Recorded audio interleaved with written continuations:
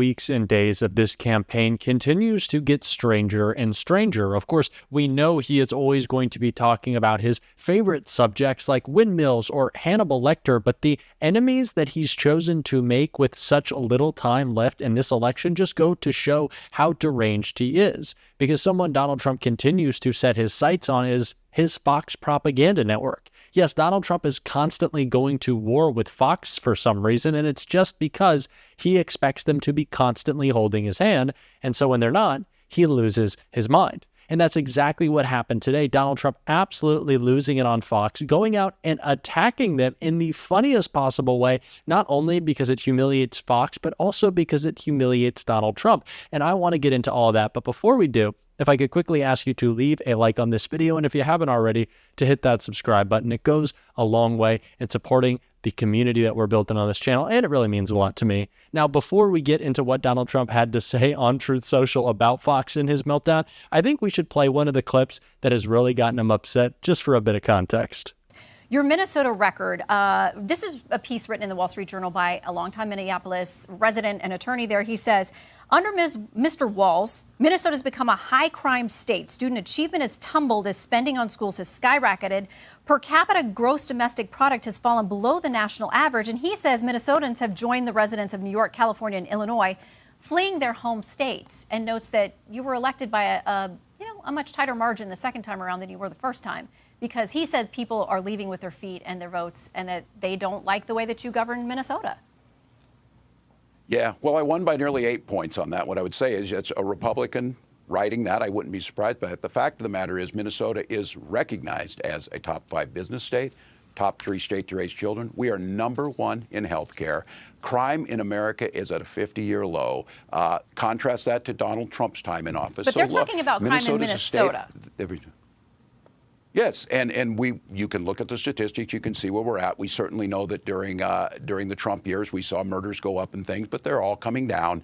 The country, 50-year low, same thing here. So I think contrasting to that, look, this is about Donald Trump going to Detroit and saying Detroit stinks. This is about Republicans saying Minnesota's not good. This is where they go to states. Donald Trump actually going so far as to saying maybe I won't give disaster aid to states that vote blue. Kamala Harris wants to be a president for all Americans. Kamala Harris is not going to divide states based on where they're at. This is just, it's simply not the case. We simply have a high quality of life that we're very proud of. I would invite folks to come to Minneapolis, come visit the 5-0 Minnesota Vikings, and you'll see a state that's thriving, a state that's building homes, a state that's focusing on the middle class and jobs. As I said at the beginning of this video, Donald Trump always expects Fox to be his personal propaganda outlet, and he's said it before and continues to say it, that they are bringing the enemy on when a Democrat makes an appearance. And so when Tim Walz goes on Fox and absolutely shuts down the host and speaks so incredibly well about not only Kamala Harris's successes, not only his successes, but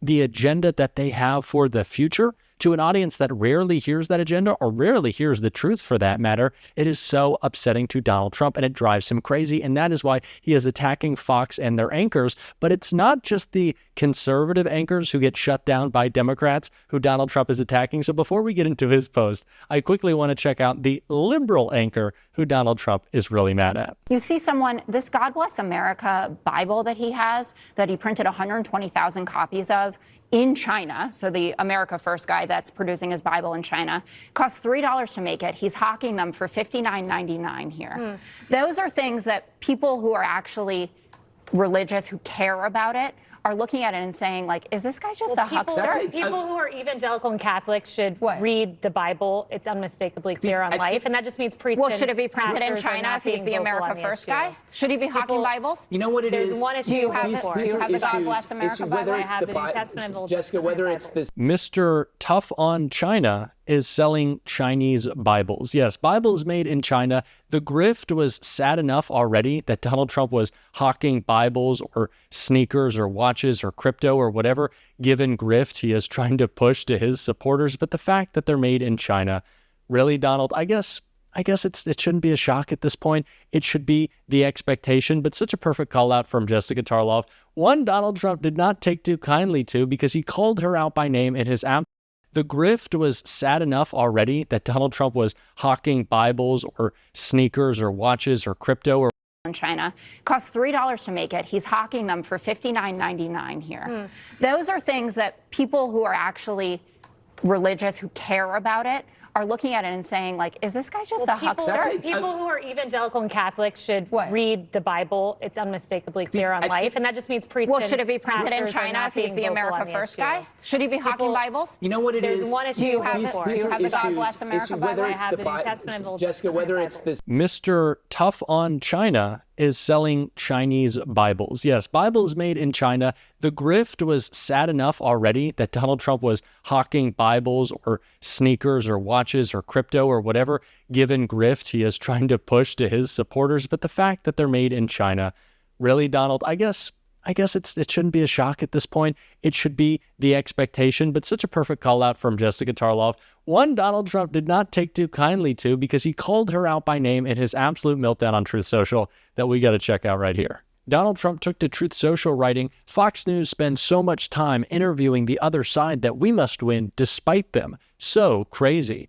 People like Fowler, Wolf, Murphy, Tarlov, and others with little or no competent pushback. They want to be fair and balanced, just like CNN and MSDNC. Conservatives want a real voice. The two new readers, AN and ES on Now, are terrible." Donald Trump absolutely begging Fox to be strictly propaganda all the time, and clearly upset with one specific anchor, Jessica Tarlov, as he referred to her as, but we know the case with Donald Trump. He only misspells the name of the people who are crushing him the most. Jessica Tarlov and Kamala Harris sharing some exclusive property on that list. Surely a compliment when Donald Trump is that upset with the two of them, because it shows that they are getting under his skin. But like I've always said, he cannot handle it if Fox is not his complete propaganda network. Every second of every day of every week, Donald Trump absolutely loses it. And that's why clips like this from Pete Buttigieg are absolutely incredible. Here is a little known secret in the real estate industry. There is a group of real estate investors who are quietly pulling in affect them the most, whether we're talking about choice and her stance on defending a woman's right to choose versus Donald Trump, who eliminated a right to choose in this country. Well, he sent it back to the states, to be fair. Let's be very clear. He is proud of the fact that he demolished the national right to choose in this country, period. But there are states that are figuring this out. I mean, there are some that are, it's nearly impossible, a 6-week ban or less. But there are others, there are states in this country that allow no restrictions up until the due date of a child. There was a national right to choose in this country, law of the land, for 50 years, which the vast majority of Americans believed was the right thing to do. But Donald Trump made a promise when he was a candidate, one of the few promises he actually kept, by the way. You know, he didn't keep his promise of 6% economic growth. He didn't keep his promise to drain the swamp. He did have a pandemic to deal with. But even before the pandemic, America went into a manufacturing recession, which really hurt places like where I come from in the industrial Midwest. But anyway, my point is, he broke his promise for that kind of economic growth. He broke his promise to pass an infrastructure bill, right? He said he would do that. He failed to do it. The Biden-Harris administration got it done. He even broke his promise to that January 6th mob when he said, "I will be at your side when you march down to the Capitol." But he actually did keep two promises. He kept his promise to destroy the right to choose in this country, and he kept his promise on tax cuts for the rich. So much sweeter when it's on Fox, because that is an audience that rarely hears the truth, and Pete delivers it so well. He knows exactly how to talk about not only the successes of the Democratic Party in contrast with the failures of Donald Trump, but about the future and the coalition that we are trying to build that is a big tent. For God's sake, Dick Cheney and Liz Cheney have endorsed Kamala Harris. We want to bring everyone in, where Donald Trump wants to push everyone out. And he does so with his unhinged speeches and his complete illiteracy on policy, as we can see right here. Your thinking is the threat of a 200% tariff will stop them from taking the car. So you won't actually have to do it, so you're not going to actually push prices higher. I never until now I said 200. I'm using that just as a figure. But you say 200 a lot. Oh, I'll say 100, 200, I'll say 500. I don't care. Once again, Donald Trump, even in an interview where he's having his hand held, cannot find his way into basic competency, really just admitting there that he doesn't understand how tariffs work, and he's just willing to lie and shout any number that comes to his head because he has lost it so badly. He doesn't know what he's doing at this point. He doesn't have a message. It's why he's attacking Fox News or the Fox propaganda outlet, because there's never really any real news on there, except for the times where we see Jessica Tarlov or maybe a Pete Buttigieg or this ad from the Kamala Harris campaign that's running on Fox. In 2016, Donald Trump said he would choose only the best people to work in his White House. Now those people have a warning for America. Trump is not fit to be president again. Here's his vice president. Anyone who puts himself over the Constitution should never be president of the United States. It should come as no surprise that I will not be endorsing Donald Trump this year. His defense secretary. Do you think Trump can be trusted with the nation's secrets ever again? No. I mean, it's just irresponsible action that places our service members at risk, places our nation's security at risk. His national security advisor. Donald Trump will cause a lot of damage. The only thing he cares about is Donald Trump. And the nation's highest ranking military officer. We don't take an oath to a king or a queen or to a tyrant or a dictator. And we don't take an oath to a wannabe dictator. Take it from the people who knew him best. Donald Trump is a danger to our troops and our democracy. We can't let him lead our country again. The people who know Donald Trump best know that he is unfit for the presidency. He was in 2016, he was in 2020, and he currently is, now more so than ever. And that's why Kamala Harris continues to push this message. She did a great job in a speech right here. And the people who know him best know it.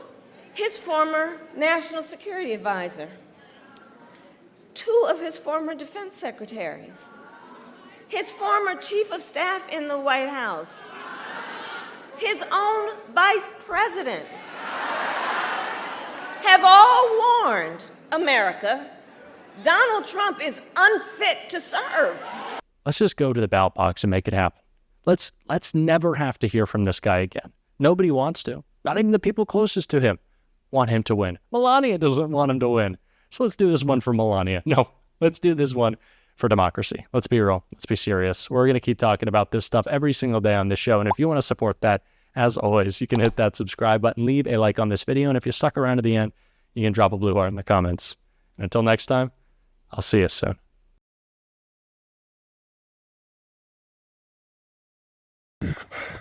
When I started trading 20 years ago, trading was hard.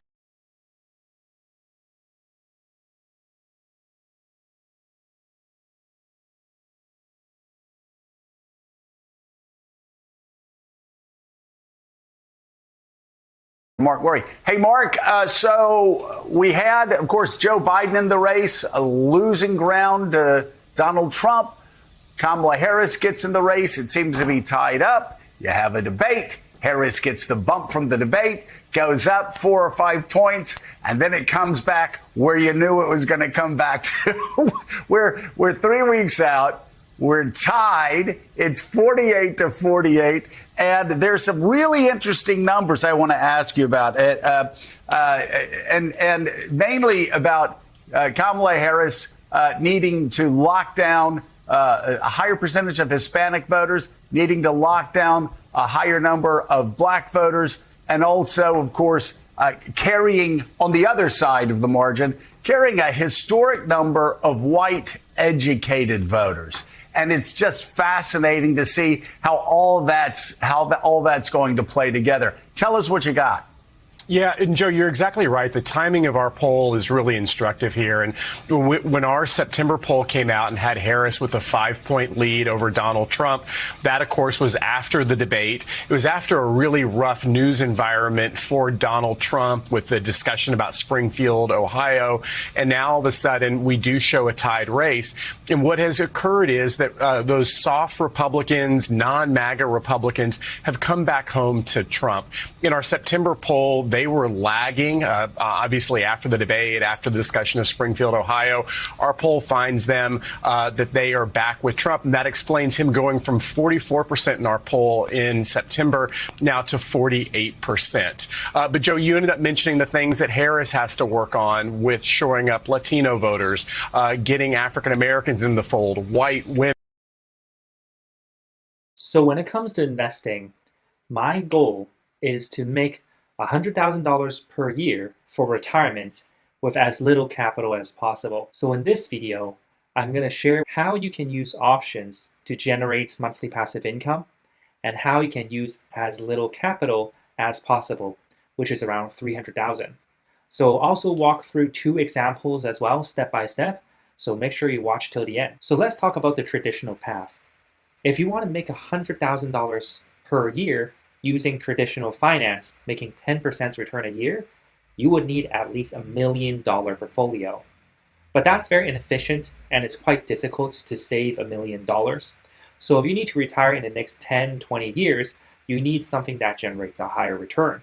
So my goal is to make 30% return a year using $300,000. It's a much more achievable goal, and this works out to be around 3% a month. And I think a lot of us here can retire with $100,000 a year and can eventually save $300,000. And this strategy works even if you have as little as $20,000 to invest. So what I'm going to do right now is to give you a crash course on option. In the option market, you can either be a buyer or a seller, and the goal of a spread is to earn the difference between the two. So one is getting paid, which is selling the option, and one is paying, which is buying the option. So when it comes to making money with a spread, what you want is to sell an option with a higher premium and buying one with a lower premium, and you make the difference in between. So let's go through the steps and a couple of examples. So first, when it comes to monthly passive income, the key is to know your probability very well. So to address that problem, I've developed my own probability calculator, which basically calculates the win rate automatically. And we want to have a win rate of 95%. So the consistency when we are generating monthly passive income. So here you can see the example for Apple stock. The win rate for the last 5 years is 94%, and for the last 1 year and 6 months is 100%. So this is a very good stock to use this. First off, look at Donald Trump's makeup during his interview with Maria Bartiromo on Fox, another propaganda fest. But I also want to contrast that to Governor Walz's appearance on Fox as well. I think Governor Walz has been doing some good, common sense appearances on Fox. But here's Donald Trump telling Maria Bartiromo that he will be the protector of women, and that's why he claims that women like him, because he says he protects them. Here, play this clip. I also think I'm doing really good with women because women want protection. They want... It's about security. They want security. They don't want to have migrants coming into their backyard. And I'm going to get the migrants out. Mr. President, I know that you... Then Donald Trump attacks the European Union. Notice he always praises Vladimir Putin, President Xi of China, Kim Jong-un. But when it comes to our actual allies, he attacks them. Watch this. Play the clip. We've been screwed by Mexico and by China and by Canada and by the European Union. Oh, European Union. It sounds so nice. The villages of the European Union, right? They are brutal. When you add up all of those countries, they're about the same size as us. They're a little bit smaller. And the European Union takes advantage of us unbelievably. And then Donald Trump says that he will send the United States military against American citizens who don't like him. Just be clear what he's saying here. He's saying that he will use the U.S. military to go after who he claims are the enemies from within, who he claims are leftists who don't like him. Play this clip. Let's remember, you've got 50,000 Chinese nationals in this country in the last couple of years. Yeah. You have people on the terrorist watch list, 350 in the last couple of years. You got, like you said, 13,000 murderers and 15,000 rapists. Right. What are you expecting? Joe Biden said he doesn't think it's going to be a peaceful election day. Well, he doesn't have any idea what's happening in all fairness. He spends most of his day sleeping. I think the bigger problem is the enemy from within, not even the people that have come in and destroying our country. By the way, totally destroying our country. The towns, the villages, they're being inundated. But I don't think they're the problem in terms of election day. I think the bigger problem are the people from within. We have some very bad people. We have some sick people, radical left lunatics.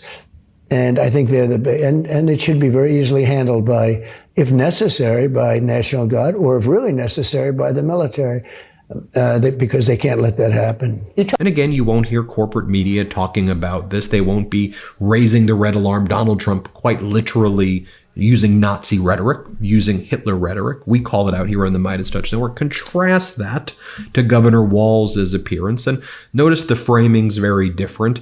They fawn over Donald Trump's propaganda, and then when they speak to Governor Walz and they ask him about like delivering services to you and me, to we the people, improving infrastructure and roads and making sure that we, you, your family gets healthcare and better education and actual services, like using government to lift people up, not bludgeon people and push them down in Donald Trump's authoritarian dystopian world. They're like, so that's socialism, isn't it? And Governor Walz is like, what are you talking about? I think that people shouldn't have to be responsible for quite literally digging the roads for themselves outside. Government should do things also for the people and not just work for billionaires. How about that concept, Fox? Here's Governor Walz. Let's play it. You've moved to the left. I think that is fair to say. Here's what the Intelligencer says. Walz had a fairly conservative voting record in Congress where he represented a red district. He used that record to win the governorship and then moved sharply left. Here's something that you said weeks ago. Don't ever shy away from our progressive values. One person's socialism is another person's neighborliness. Okay, so Merriam-Webster Dictionary on Socialism says it's a system of society or group living in which there's no private property, or this condition of society in which the means of production are owned and controlled by the state. Did you mean to advocate for that here in the U.S.? No, Shannon, look, I'm a capitalist. I was making the point of is Republicans oftentimes talk about socialism. And what I would make the case of is we build our roads collectively together. I don't think anybody's arguing that you should have to build your own road from your house to your business place or whatever. So I said this definition that the right uses about this, things that we collectively do together, that look, I believe in moral capitalism. I believe capitalism works and it lifts everyone up. But I also believe you have to make sure that there's things that we collectively do together. We educate our children by using our public schools. We build roads. We do some of the things like public health where we work together. So the point being on this is of trying to divide that, but you certainly can't have a capitalism that says billionaires get everything and the middle class gets nothing. And I think Kamala Harris's point on this is lifting up the middle class, making an opportunity economy, making housing affordable, making drug prices more affordable. That's what we're talking about. And so I said, don't listen to them tell you that these things that we can do together, but also we want people to succeed. And when you succeed, all we're asking is that you pay your fair share. I'm excited when people become, if they make it, their business grows, they become wealthy, that's fine. Just pay your fair share and then all of us do better. Okay, so the word, did you not mean to use the word socialism? Was it a knucklehead thing or did you mean to use it? No, it was what the right uses. Would you describe, Shannon, and your viewers that building roads is socialism? No, but that's also not the government controlling all property and means of funding those roads and taking from you and saying that you don't have your private funds. Although people would argue about taxes, some people argue that they do feel like it feels confiscatory. Well, no, we made no problem. Look, the point being is Donald Trump says that this is a socialist or Marxist government. Kamala Harris is actually doing just the opposite of that, creating a free economy that works and people can grow into the middle class. So I think the argument here is that just trying to blanket over, most people recognize that the Infrastructure Act is creating massive private wealth because of building that out together. And that's what Kamala Harris has done, understanding that the things that government should do, government can do. The things the private sector can do, they should. Okay. That's a big difference from Donald Trump skewing things towards the wealthy. Then the interview with J.D. Vance, where he basically once again endorses a national abortion ban because he said that before. It's what he says. He probably wants abortion bans that look like the most drastic ones because that's also what he said. But here, watch this. Okay, I want to get to the Trump and Vance approach when it comes to abortion. Clearly, that's one of the issues that appears to be leading to this gender gap that you guys have a disadvantage with. Governor Walz, when he joined us last week, said here that you have supported a national abortion ban in the past. He may have been referring to this position you took in 2022. This is from your Senate debate then. You would vote for Lindsey Graham's 15-week ban? As I just said, I think it's totally reasonable to say you cannot abort a baby, especially for elective reasons, after 15 weeks of gestation. No civilized country allows it. Okay, so not a federal ban per se on the procedure everywhere, but if you're talking about 15 or 20 week ban nationally, that is going to cut off access to a lot of people who have greater access in a number of different states now. You've talked about how this is back to the states. Has your position on that changed? Would you vote for something that was a 15, 20 week ban at the national level? Well, Shannon, first of all, I do think it's reasonable to say at a certain level, late-term abortions are barbaric if they're done for elective reasons. Of course, you have to have the exceptions, but late-term abortions for elective reasons is something that no civilized country allows. And certainly there is a contrast here between Governor Walz and Kamala Harris. They want late-term abortions funded by taxpayers, forced on Christian hospitals, and that's not something that Donald Trump and I like. Okay, but even when within you talk about a 15 or 20 week ban, Shannon, people will say that sounds like a national ban. I mean, we're just playing with semantics here. No, it's not, Shannon, because look, President Trump, who of course is the leader of the Republican Party, has explicitly said that he would not support a national abortion ban. He has said that he thinks this issue should be left to the states. That is the official policy of the Republican Party in this election, and it's something that clearly President Trump believes in. And I think it's important to say why, Shannon, because it illustrates how different our approaches are here. President Trump recognizes that California is a different state from Alabama, which is a different state from Pennsylvania. We want the voters in these states to make these decisions. We're sick of the nationalized culture war over this topic, and I think the best way is to return it to the voters in the states. President Trump has certainly made that the official policy of our party. And then J.D. Vance dodges a question on Fox when he's asked, where would people deliver service? How would people get reproductive health care services if you're going to shut down Planned Parenthood? Because one of J.D. Vance's platforms publicly is shutting down all Planned Parenthoods across the country. That's what they will do also on day one. Mass deportations, send the government after American citizens who don't like Donald Trump, shut down Planned Parenthood. That's what they're saying they're going to do. Believe them when they tell you who they are. Believe them. Here's J.D. Vance, though. Play the clip. Party. And quickly on Planned Parenthood, you guys have talked about defunding them, taking away government funding. They say that no U.S. taxpayer funding can flow to abortion at any stage. But they say they do hundreds of thousands of cancer screenings, birth control, which they say actually prevents another 500,000 abortions a year, and all kinds of other testing and medication, contraception. Where would those patients go if Planned Parenthood lost the funding?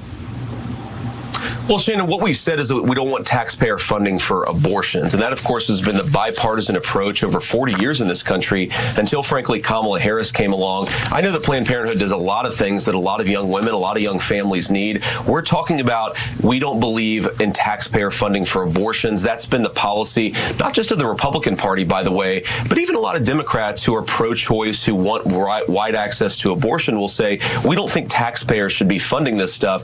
And that, again, that bipartisan consensus is something President Trump very much supports. Okay, so maybe not a full defunding of Planned Parenthood per se, but anything that you would be able to potentially track, which they say doesn't happen, but to abortion. We have so many more questions. Lumen is the world's first handheld metabolic coach. It's a device that measures your metabolism through your breath. And on the app, it lets you know if you're burning fat or carbs and gives you tailored guidance to improve your nutrition, workout, sleep, and even stress management. That's why I love it. All you have to do is you breathe into your Lumen first thing in the morning, and you'll know what's going on in your metabolism, whether you're burning mostly fats or carbs. Then Lumen gives you a personalized nutrition plan for that day based on your measurements. You can also breathe into it before and after workouts and meals, so you know exactly what's going on in your body in real time. And Lumen will give you tips to keep you on top of your health game. Your metabolism is your body's engine. It's how your body turns the food you eat into fuel that keeps you going. Because your metabolism is at the center of everything your body does, optimal metabolic health translates to a bunch of benefits, including easier weight management, improved energy levels, better fitness results, better sleep, etc.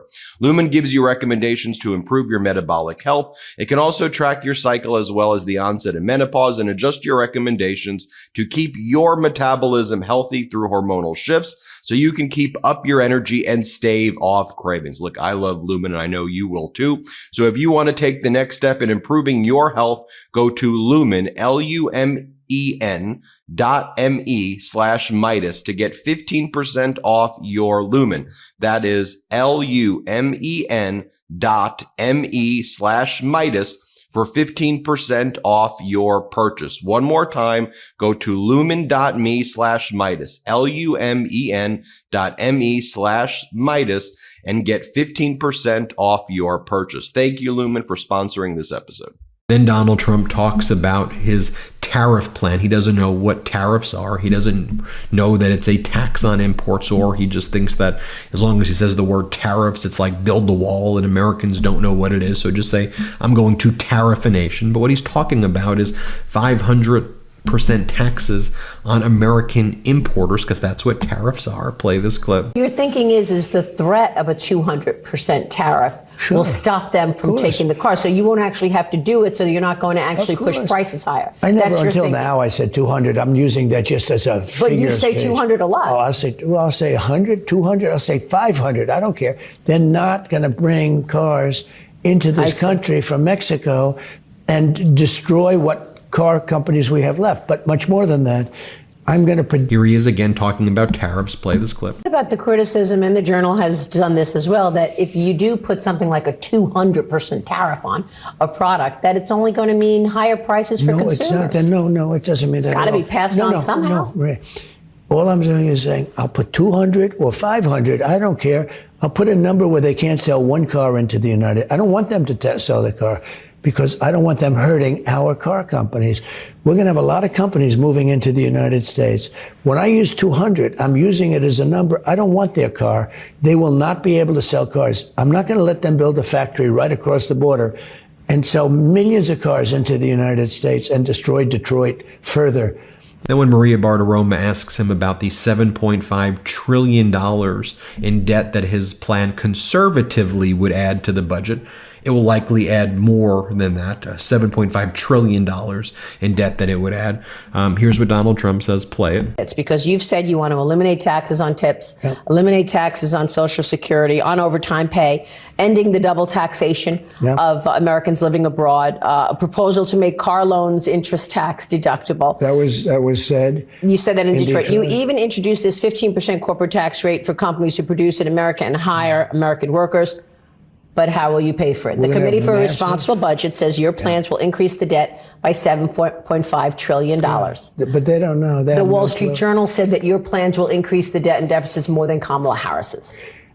If I do this, you're going to have car companies coming back to the country because of the taxes and the tariffs. The tariffs will protect them when they come in. So they will protect from other companies coming in, because if the other companies don't come in, they're going to have to pay massive tariffs. And that's it.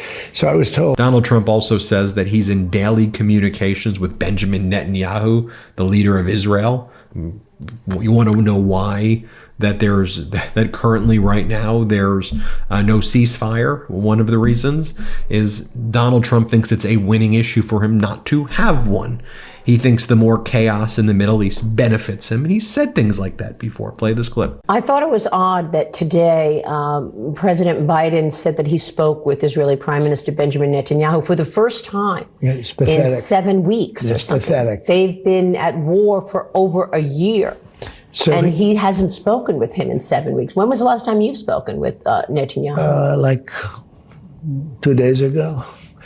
And he came to my house in Florida, Mar-a-Lago, with his wife, who was lovely. But he came to Mar-a-Lago. He came to, I guess he was I saw the visit. At the White House, maybe the UN. Is there anything you could share with us in terms of that, the Israel-Iran conflict? What would you do to end the war on Israel? I could tell you that Bibi has been very strong. He is not listening to Biden. It sounds like he stopped sharing information with the U.S. Look, Biden is the one that came up with the Afghanistan plan. Hey, check this out. So I stopped buying random lotto tickets and started doing this instead. You've probably heard that winning the lottery is all about luck, right?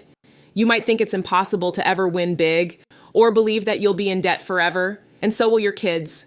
But what if I told you that's not true at all? What if I told you there's a simple method you can use that could actually help you play better, and it has nothing to do with luck? Sounds too good to be true, right? That's what I thought too, until I heard about this US mathematician who said he cracked the code. He won 5 times in 3 months and never played the lotto before discovering this. He studied 27 repeat winners and couldn't believe what he found. He said these winners weren't just lucky, but they did have one thing in common. He said the lottery isn't totally random because it's designed by humans, which means there are patterns that can work in your favor. And he found the common pattern of all 27 repeat winners. He took this, applied advanced probability theory, and came up with a simple method anyone can use to help pick better numbers. He first tested it out with some friends, and they couldn't believe the results. One of them had been playing the same numbers for years, and after using this method, they hit a big win within weeks. He told me even his parents who had played their whole lives started seeing success. And now hundreds of people are using this strategy to win like never before.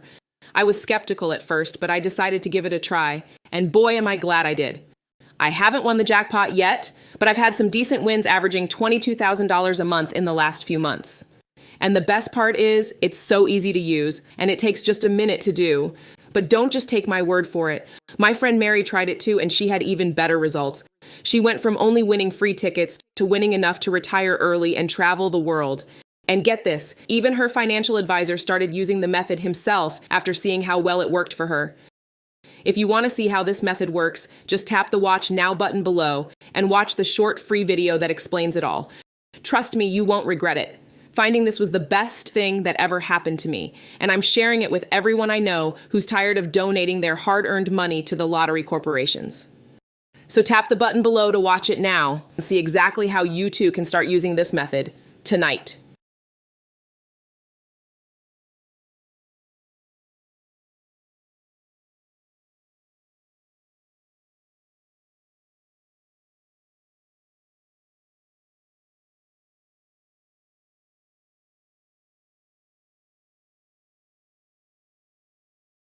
Hi, it's me, Barbara Corcoran. I've heard you've taken my recommendation to meet with an agent I endorse on TV. I'd like to reassure you that you made a great decision. I've hired thousands of agents building my company, the Corcoran Group, into the #1 brokerage in New York City. I've also interviewed hundreds of business owners on Shark Tank to choose the very best. I only recommend agents that have the right marketing plan to give your home the massive exposure it deserves. You're in great hands, and I wish you the best with your upcoming move. So yes, Donald Trump is speaking with Vladimir Putin, Benjamin Netanyahu. He's speaking with world leaders to undermine right now America's foreign policy. The same way Donald Trump's also killed the bipartisan immigration bill. Donald Trump's actively spent 4 years working with MAGA Mike Johnson and others to undermine our government, to hurt us, so that he could be a strong man and come into power by claiming he will fix the pain and be your protector. Just watch what he's doing. Like you see it, right? And so here MAGA Mike Johnson is already starting on the lie that there's going to be cheating, because he says he's probably not going to certify the election results. So they're leaning in on that already. When Trump loses, that they won't certify the election. Play this clip. Now, look, as President Trump says all the time, and I agree, our side, what we say at the rallies, you've heard, is we've got to make it too big to rig. I think that's really important. I think there is going to be some cheating in this election. I think non-citizens are going to vote. Look, case in point. You know that it is against the law for non-citizens to vote in federal elections. That's established law. Of course it is. Of course it is, but here's the problem. There's a number of states that are not requiring proof of citizenship when illegals or non-citizens register to vote. We know that's happening. But respectfully, Speaker, everybody should want the law to be followed. Absolutely. Respectfully, Speaker, you both in the course of this interview said that you do believe that states have taken measures that will help the integrity of this election. And then you just also seem to undermine confidence in the integrity of those state elections. Hold on. Wait a minute. Wait just a minute. It's not me undermining it. It's the actions of the Biden-Harris administration in some of these states. Non-citizens are not allowed to vote under federal law.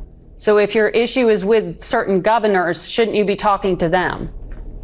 We have been. And the Republican governors have done heroic work. They've done their own audits of the voter rolls to try to ensure and do their best duty to make sure that this is a free, fair, and legal election. We're calling on... Here's Andy Bashir on ABC speaking common sense, though, about J.D. Vance. Play the clip. Hard work ahead. I'd like to hear a quick reaction to what you heard J.D. Vance talk about. It's just amazing. Apparently there is no lie too big for Donald Trump and J.D. Vance. I mean, when you ask him about the last election, all you're asking him to do is admit reality. And we deserve to have a vice president who believes in democracy and can say, yes, Donald Trump lost the last election, and now we're running in this election. And then the lies on FEMA and disaster response. Listen, in Kentucky, we went through our worst tornado disaster and our worst flood disaster in our history. And I didn't have to deal with any of the shenanigans that Donald Trump is putting out right now. And his lies can hurt people. I mean, lying that $750 is all that's available, that means that individual might not apply for the $40,000 plus in individual assistance. Like, if you truly care about the people that are harmed more than yourself, you wouldn't politicize this. You wouldn't be putting out all this misinformation. And as somebody who has led through natural disasters, it hurts. Governor. Because here's J.D. Vance refusing to say that he will, or refusing to say that Donald Trump lost in 2020. Play this clip. In interview after interview, question after question, and in the debate, you refuse to say that Donald Trump lost the 2020 election. So I'm just going to assume that if I ask you 50 times whether he lost the election, you would not acknowledge that he did. Is that correct? Martha, you asked this question. I've been asked this question 10 times in the past couple of weeks. Of course, Donald Trump and I believe there were problems in 2020. You haven't asked about inflation. No, I'm sorry. Let's stick to this. People, I know. The American people want us to talk about how to make their lives better. They don't want us to. Why won't you say that? Because, Martha, I believe that in 2020, when big tech firms were censoring American citizens, that created very serious problems. And by the way, Martha, you're a journalist. You represent the American media. Look at the polling on this. A lot of Americans feel like they were silenced in the run-up to the 2020 election. That is such a bigger issue. That fundamental problem than me and Donald Trump talking about it. And unfortunately, but Martha, I don't understand why you won't just say it if you believe it. Won't just say what? That I think the 2020 election had some problems? I've said that repeatedly. Did Donald Trump lose? That's the question, and you know that's the question. Martha, I've said repeatedly, I think the 2020 election had problems. You want to say rigged? You want to say he won? Use whatever vocabulary term you want. I want to focus on the fact that we had big technology firms censoring our fellow citizens in a way that violated our fundamental rights. The fact that you're so obsessed with what word I use to describe this phenomenon rather than the phenomenon itself suggests something very broken in the American media. If we want to restore trust in American elections and democracy, which I want to do, Martha, we have to talk openly about what happened in 2020. And most importantly, we've got to talk about what happened afterwards. Okay. Americans being unable to afford the basic necessities of middle-class life because Kamala Harris is in the White House. We're going to leave it right there. Appreciate your time this morning. Up next, Democratic. And just seeing how MAGA Mike is hardwired for just like cult behavior and programmed to support strongman authoritarians. Here he is. He's like, Donald Trump has more stamina than anyone. He's stronger than anybody. These people are so pathetic. Watch this. Move on, though. We're 3 weeks from Election Day. Former President Trump continues to make false claims. Let me read you a couple of them. Venezuelan gang members have overrun an apartment complex, he says, in Aurora, Colorado. Haitian migrants in Springfield, Ohio are eating cats and dogs. FEMA funds have been redirected to house migrants. Mr. Speaker, all of those claims have been debunked. If former President Trump is so confident in his policies, yes, they haven't. But if former President Trump is so confident in his policies, why not make the argument along policy lines? Why say things that have been debunked by local officials? President Trump is making all sorts of arguments constantly. He works 24 hours a day.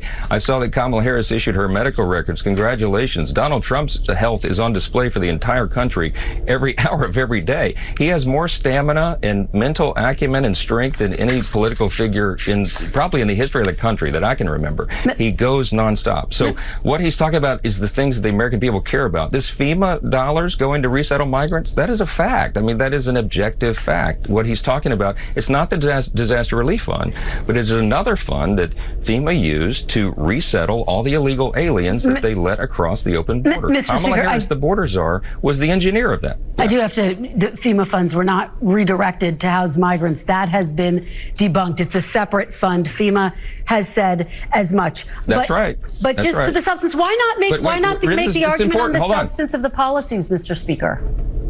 I'm trying to do that. Let me do that. The Federal Emergency Management Agency, FEMA, as its name implies, should be working on federal emergency management, not resettling illegal aliens that are violating federal law. They're sending them. MAGA Mikes, judge for yourself. What is that? Anyway, hit subscribe. Let's get to 4 million. Thanks for watching. Love this video? Make sure you stay up to date on the latest breaking news and all things Midas by signing up to the Midas Touch newsletter at MidasTouch.com/newsletter.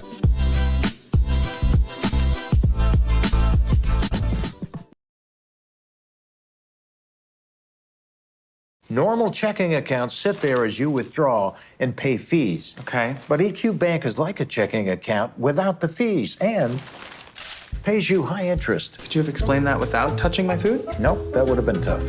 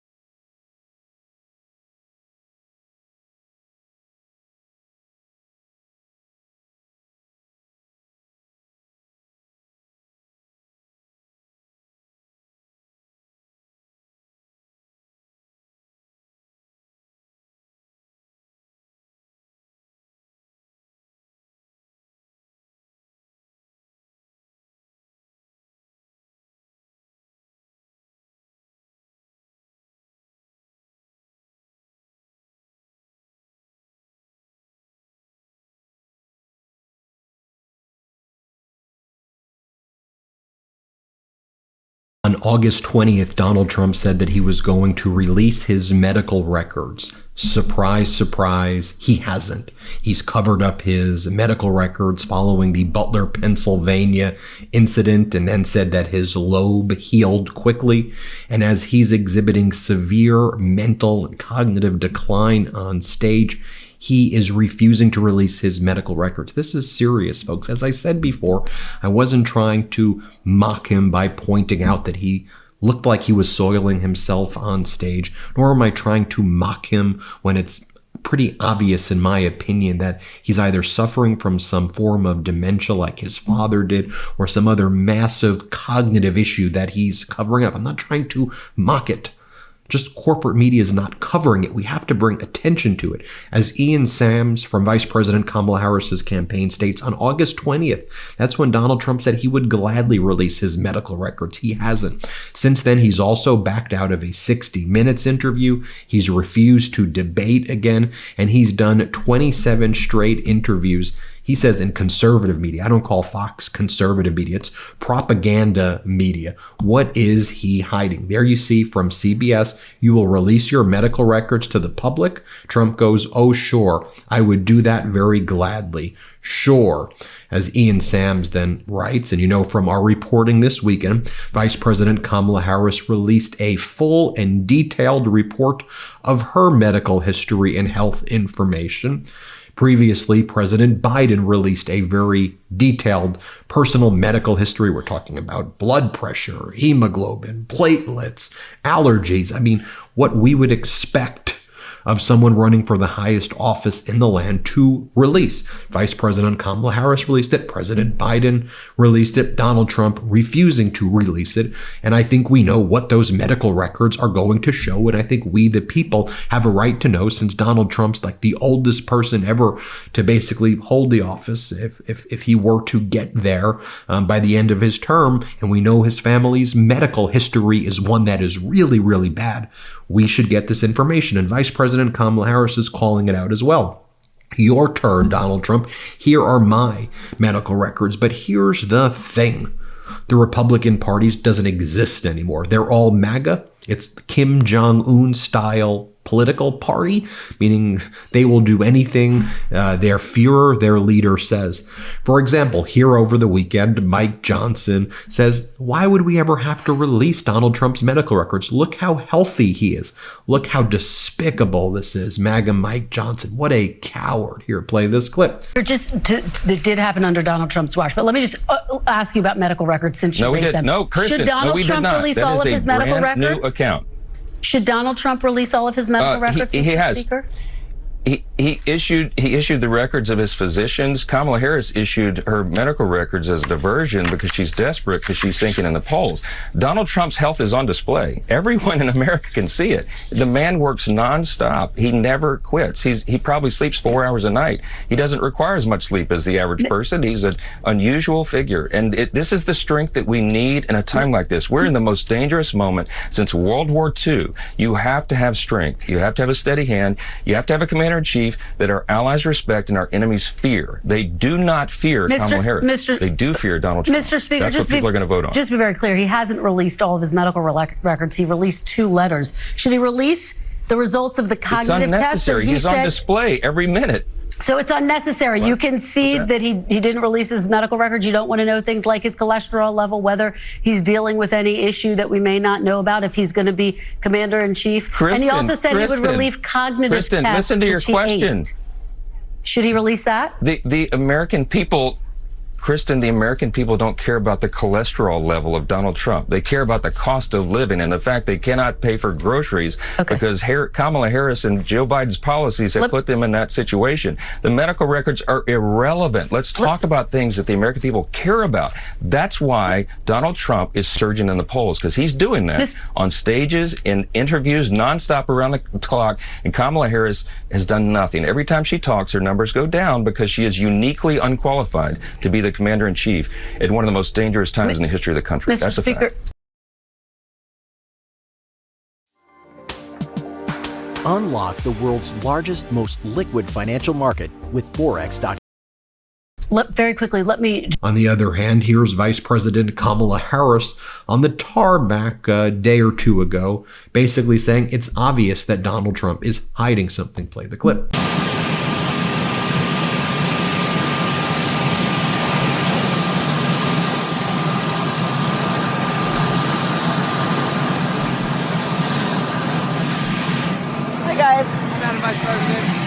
So you guys, I released my medical records today.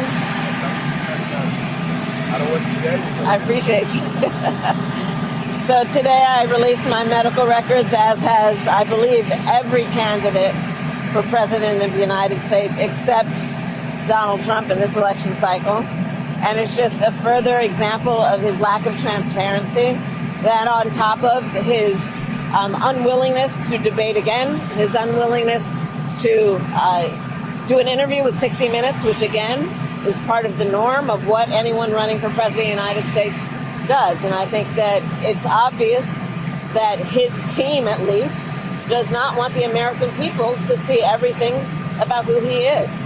And you put that on top of even the most recent reports of General Milley, one of the people who worked the closest with Donald Trump, referring to him as being unstable.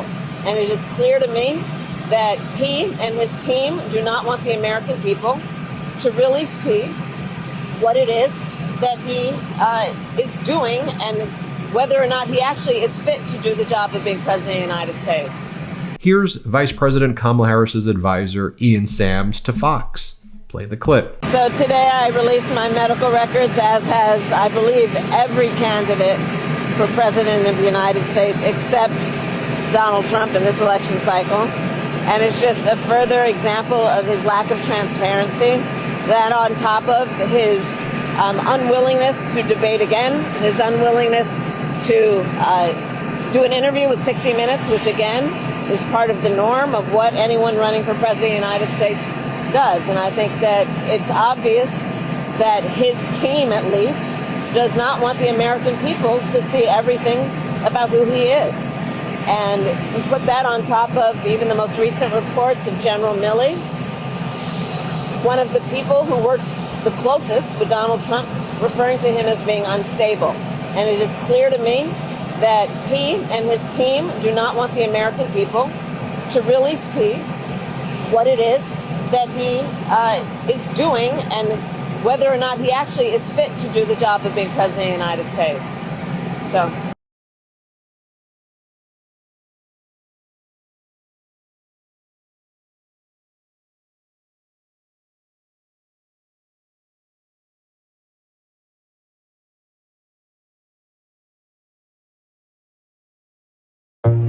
Have you ever considered just how different cats are to us? This Maine Coon can withstand much colder conditions than us. Each cat is incredibly unique. Feed your cat's unique needs with Royal Canin Precise Nutrition.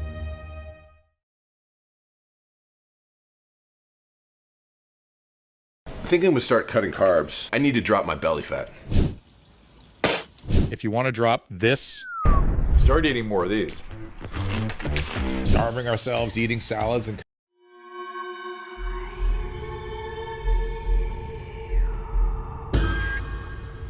This is a city of towering skyscrapers, the cultural and financial heart of Canada. Nearly 3 million people live here, representing 230 nationalities who speak over 180 dialects and languages. Every year, millions of tourists visit the city to experience all its diversity. But all of this is just the surface that's visible above ground. Beneath the bustling streets lies something far more mysterious. An entire underground world. In some places it's vital to millions of people. In others it's forgotten and abandoned. And in certain areas it's downright eerie. This is Toronto, one of the most rapidly evolving metropolitan cities in North America. And today you'll find out. How did Toronto end up with a haunted medieval-style castle? Why did the patients of an old psychiatric hospital dig a tunnel underneath it? How can digging a simple hole cause an entire city to panic? Who benefits from keeping ancient burial sites a secret?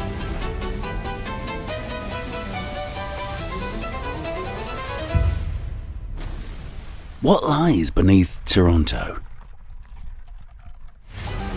Don't forget to like and subscribe to the channel to see even more interesting content.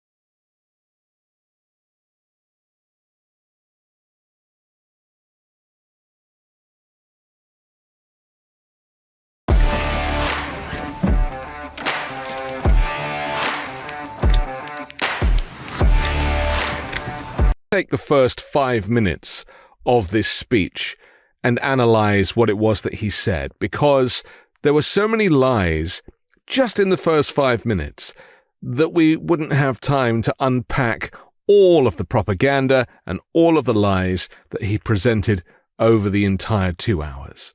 Both good and bad, but we make the bad into good. That's what we like to do. We make the bad into good. Okay, that's an interesting place to start. What? It was just announced that inflation came in substantially hotter than expected last month, double what was predicted, with much of the gain coming from food prices going up. Inflation is double what was predicted. Who said that? I mean, apart from you just making it up there and then, but what are you talking about? Inflation in the United States dropped last month to its lowest point since it first began surging more than 3 years ago because of a worldwide pandemic. Taken as a whole, the September figures show that inflation is already steadily easing back to the Fed's 2% target. That decline suggests the Fed will likely keep cutting its benchmark interest rate this year, with 2 quarter-point reductions in November and December expected by most economists. Not Donald Trump, though. On a positive note, apartment rental prices grew more slowly than last month, a sign that housing inflation is finally cooling, a long-awaited development that would provide relief to many consumers. Overall inflation last month was held down by a big drop in gas prices, which fell 4.1% from August to September. Interest rates, as you know, are also a big factor. They're very high. They've gone from 2% when I was in office to 10% now, and you can't get the money. That means it's much higher than 10%. Interest rates? What are you talking about? They were just cut. What does he even mean? Is he just going to say anything and hope that nobody notices? The Federal Reserve cut interest rates by 0.5 percentage point last month. But Donald Trump doesn't mention that. And where does he get 10% or more from? The US interest rate is 5%. You can get a 15-year mortgage for 4.85%. So what is over 10%? That's probably the rate that he can borrow money because lenders know that he is going to default on the loan.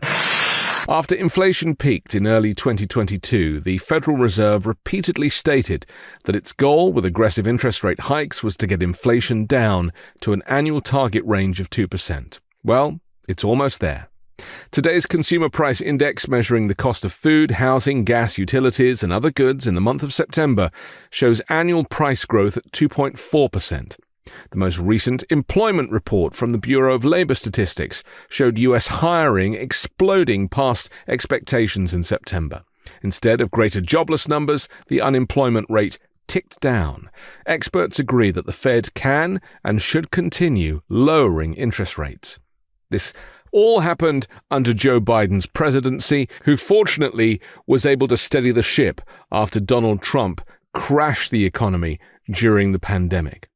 The fact is that the Federal Reserve brought the interest rates down a little too quickly. It was too big a cut, and everyone knows that was a political maneuver that they tried to do before the election, but they did the wrong thing.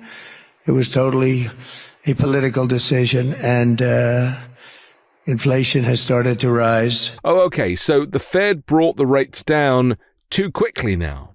Well, most economists would disagree with that, but anyway, you just keep pretending that you're an authority when you've gone bankrupt 6 times, you've had dozens of failed businesses, and you've even lost your business license in New York because of fraud. Any American who is truly concerned about inflation should be much more worried about Donald Trump than Kamala Harris. Harris is far more serious about fighting inflation and helping households cope with the high cost of living. Donald Trump doesn't care. What's more, Trump's plan to impose steep tariffs on all imported goods will significantly push up prices and hit consumers hard, especially less wealthy consumers. I mean, he doesn't even know what his tariffs are. He says 10%, 20%, 50%, 1,000%. What does he even mean by that? There's no analysis, there's no projection, there's no financial planning.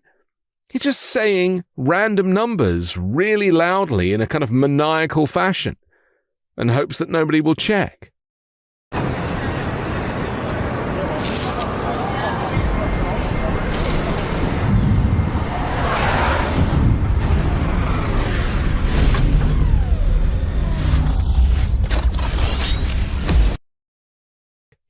I now know the game a little better. You know, I had never been a politician before.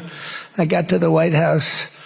I said, yeah, I've never done this before, but... If Trump is elected and implements his tariffs and other plans, inflation will probably and quickly rise to an uncomfortable 6 to 9.3% per year from the current 2.5%, according to a respected think tank, with prices climbing a very painful 20% to 28% during Trump's 4 years in office. That means there's a good chance that inflation would rise more in a second Trump term than it has under Joe Biden. Not only that, economists say the higher prices caused by Trump's tariffs will cost the typical American household between $2,600 and $3,900 a year. Rather than focusing on Trump's criticisms about inflation, Americans should be celebrating the fact that inflation has significantly decreased, nearing 2% once again. When we take a clear look at what drove inflation in 2021 and 2022, we can identify two key causes. And no, Kamala Harris is not one of them. The first major cause was the COVID-19 pandemic. It forced the closure of thousands of factories worldwide. It severely disrupted supply chains, leading to skyrocketing prices on everything from cars to furniture, and this was happening right around the world. The second cause was Russia's invasion of Ukraine. The conflict drove up global agricultural prices because Ukraine is a major exporter of grain and fertilizer. Additionally, the war sent oil and gas prices soaring as Russia is a major energy supplier and the war disrupted energy exports. There was also another significant factor contributing to inflation: corporate profiteering. Many companies exploited the situation, raising prices well beyond what was necessary. This greedflation resulted in record corporate profits, while consumers felt the squeeze. The Economic Policy Institute noted that inflated corporate profits were responsible for about a third of the price increases since the pandemic began. The reality is that the US economy is in solid shape, despite many people feeling frustrated by the higher prices compared to pre-pandemic levels. What many Americans may not realize is that wages have actually been increasing faster than prices, helping to offset some of the inflationary impact.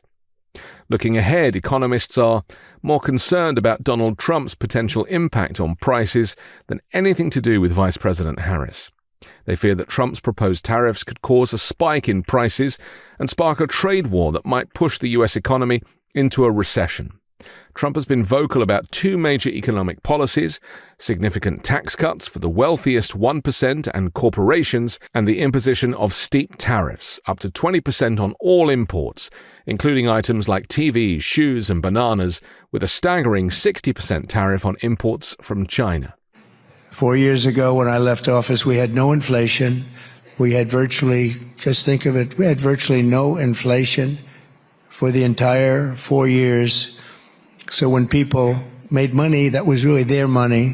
It wasn't money that they have to give back to a source that they know nothing about, including government. Trump claims that foreign companies will foot the bill for these tariffs, but economists consistently argue that this is completely inaccurate.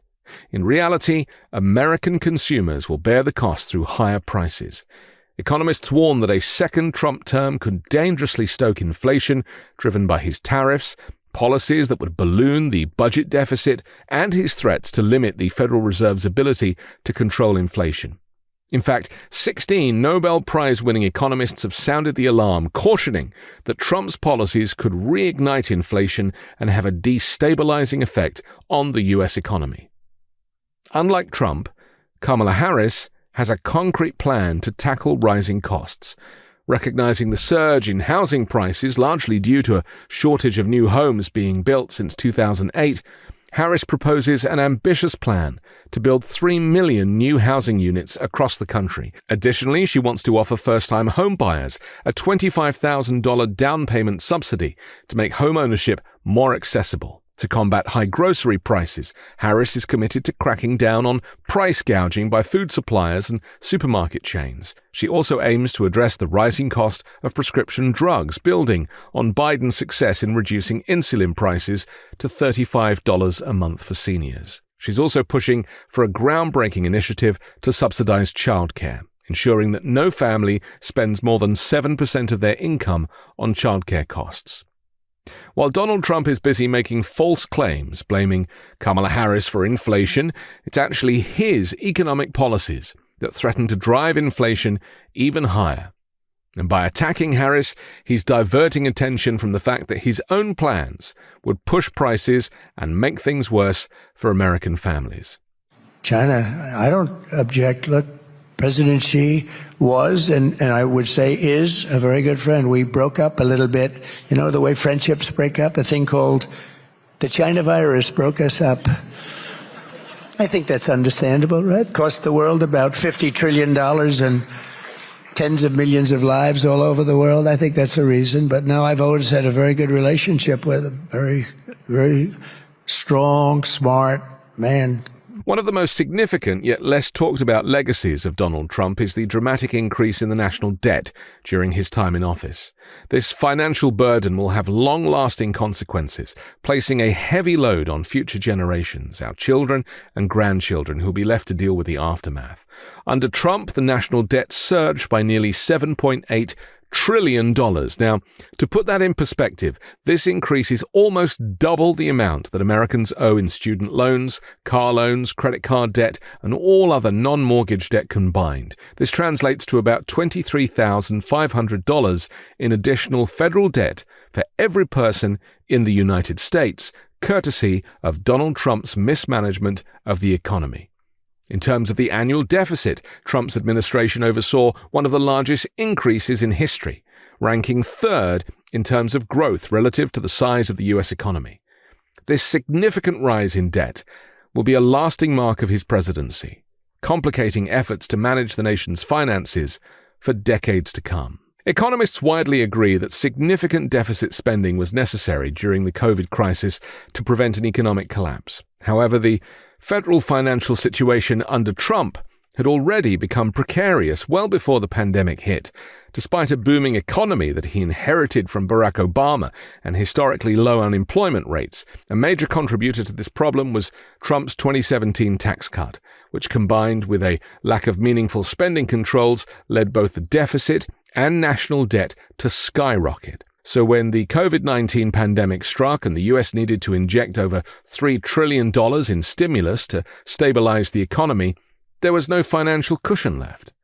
Trump's policies had already depleted much of the fiscal flexibility, leaving little room for error when the country faced this unprecedented crisis. So here is the deal that I will be offering to the world, to companies outside of our world, big companies, powerful companies that have become powerful because we were stupid.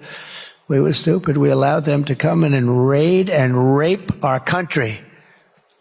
That's what they did. Oh, he used the word rape. That's right. I used the word rape. They raped our country. A report from the Nonpartisan Committee for a Responsible Federal Budget, a non-profit group that focuses on fiscal issues, projected that the disgraced former president's proposals would increase the national debt by $7.5 trillion through 2035. It's normal for a country to run up debt and to service it, but Donald Trump has no idea what he's talking about regarding fiscal planning. He has no experience. He's only ever borrowed from banks and increasingly unscrupulous lenders. He famously stiffs every contractor that he employs by renegotiating their bill down after they did the work. He's a con man, a grifter. I lose teleprompters probably 5%, 10% of the time. Sometimes I'll be in front of 50,000 people. I'll lose a teleprompter. You got to wing it. You know what you got to do. His 2017 Tax Cuts and Jobs Act made sweeping changes to America's tax laws. He signed it into law, and it was approved with only Republican support in both the House of Representatives and the Senate. And it permanently slashed corporate tax rates and changed the way the nation taxes the profits of U.S. multinational corporations, the only group that Donald Trump really cares about. Before the 2017 tax law was passed, Trump and his top economic advisors claimed that its benefits would trickle down, leading to significant gains for U.S. workers and their families and the broader economy. Trickle-down economics is a fallacy. It was invented by the people at the top to give the impression to their workers that their success would trickle down, except it never did. All it did was keep people quiet and keep people hopeful. But we're going to bring it down, and we brought it down to 21. That made us competitive.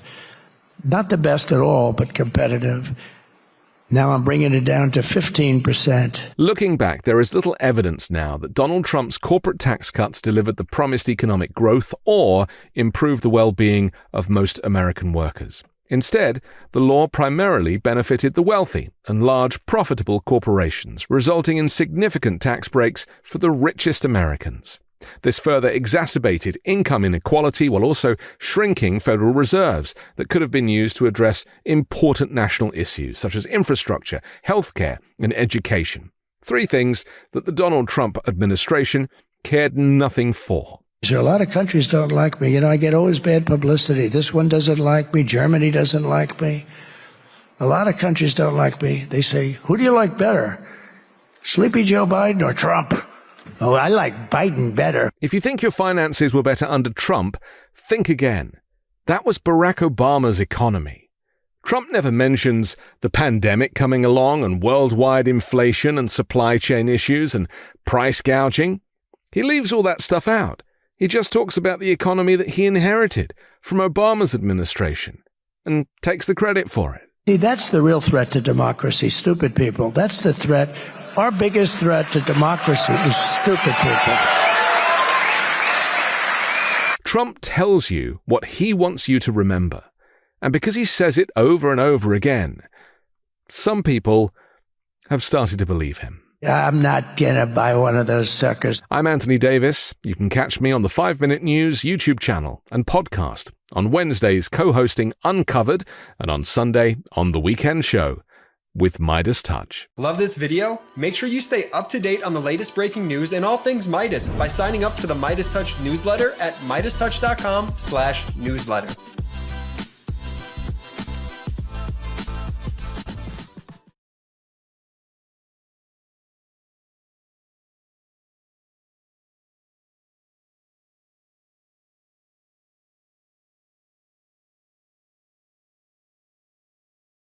What if there was a way to know if a stock will be bullish or bearish the day before? The truth is, So, Steve, we'll only get a few more of these big polls before Election Day. What does this one show? Yeah, it shows a shift on it from our last poll in September. So, again, the tie here in our new poll, Trump versus Harris, and put that side by side with the last time we checked in this race when it was a 5-point Harris advantage. Now, what has changed events-wise, just to put this in some context from then to now? This poll here, where Harris was up 5, was taken just after that Harris-Trump debate in September. Since then, obviously, there's been the vice presidential debate. There have been a number of events, Harris interviews. So the context of sort of the poll has changed a bit. And this might be the biggest change within the poll here. It has to do with the basic image of each candidate. We ask folks, do you have a positive or negative impression of Trump and Harris? You can see, look, 43-51 for Trump. That's negative. 43-49 for Harris. Not much different. They're basically even on this question now, but that was not the case when we polled this race a month ago. A month ago, Harris was actually above water, as they say, 48% favorable and 45% negative a month ago. So her numbers have moved in a negative direction. She had a clear advantage on this basic question of the perception of the candidates a month ago. That advantage now in our poll is gone. So that's a big shift there in terms of moving those numbers around. And given Trump has been president in the past, we know voters can compare his administration to the Biden administration. What are you seeing there? And I think that's another weight that Harris is sort of facing here. It's the baggage of being part of an unpopular administration, the vice president under Joe Biden. We ask folks, Biden's job approval rating in our poll, 43%. Obviously not a good approval rating for president, part of why Democrats no longer have Joe Biden as their nominee. But then we also ask this question here, retrospectively, Donald Trump's presidency, in hindsight, do you approve or disapprove of how he did as president? And look at this in our poll, a 48% retrospective approval rating for Trump. What's notable there is it's higher than Biden's current rating, and this is higher than Trump ever got in our poll when he was actually president. So Harris weighted down by this, and Trump, there's sort of a bit of a positive reassessment of him since he's been president by some folks. That might be helping him as well. And you see it on this question, too, Anna. You know, are Biden's policies, the Biden administration policies, helping or hurting your family? Only a quarter of respondents in our poll say they're helping. And again, we asked it retrospectively, did the Trump administration's policies help or hurt your family? And look at the difference, 44% of plurality, clear plurality, they're saying those policies helped their families. So many interesting aspects of this polling. You'll be back next hour to break down more of it for us. Thank you so much, Steve Kornacki. So, Dasha, Trump is back in Pennsylvania tonight. This weekend, we heard some of his most alarming rhetoric yet, framing his political opponents as criminals and enemies. Walk us through it. Yeah, Anna, he has really ramped up his rhetoric in these last weeks of the election, calling anyone who has opposed him or investigated him criminals, enemies from within. Take a listen to some of what he said over the weekend. I mean, she's a criminal. She's a criminal. She really is. If you think about it. We have some sick people, radical left lunatics.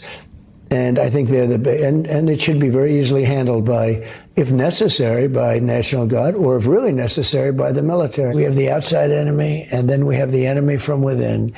And the enemy from within, in my opinion, is more dangerous than China, Russia, and all these countries. And Anna, he's also heightened his rhetoric when it comes to immigration over the weekend, calling America, quote, occupied, calling the town of Aurora, Colorado, conquered by Venezuelan gangs.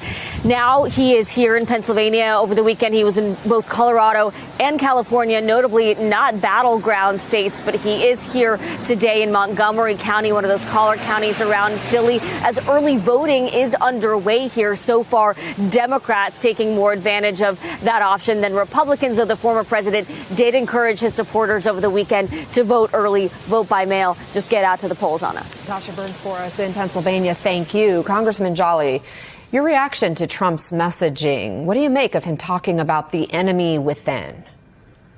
That Donald Trump is a dangerous leader and that we should have reason to fear his return to the White House because we should take him at his word. He clearly has these tendencies, strongman tendencies. But he is also saying that if he gets reelected, he intends to act against his political opponents. He mentioned that perhaps he should revoke CBS broadcasting license. We know what he wants to do to legal and undocumented immigrants here in the United States. I think the most disconcerting part when you hear the most aggressive, darkest themes from Donald Trump is that you also have to consider that it reflects the support of a large portion of this country. I mean, he's never received over 50%, so it's not a majority of the country, but about 48% of the country is prepared to vote for Donald Trump and those messages. That suggests a deep cultural rot in the country, and Donald Trump is reflecting that. And, you know, everything's on the line this November. We're going to choose not just the political direction of the country, the cultural direction of the country as well.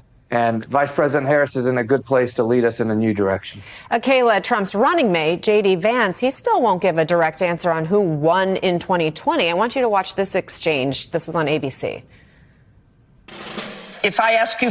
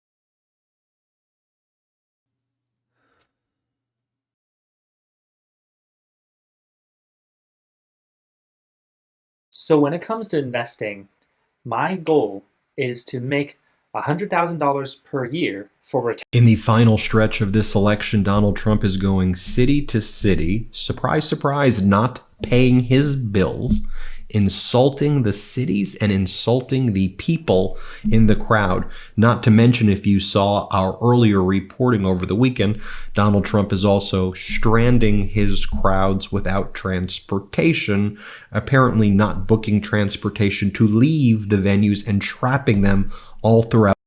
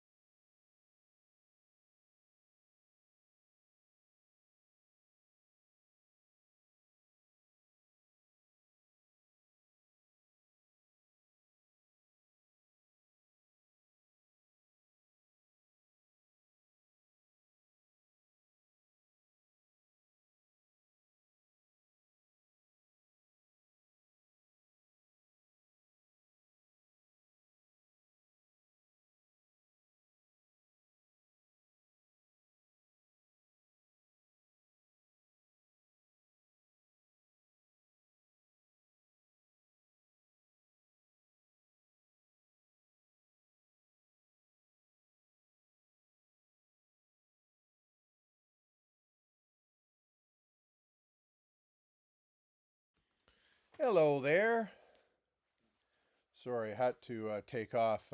We had my next door neighbor died on the weekend, so it's just been this whole thing. People coming and going and crazy. But anyway, here we are.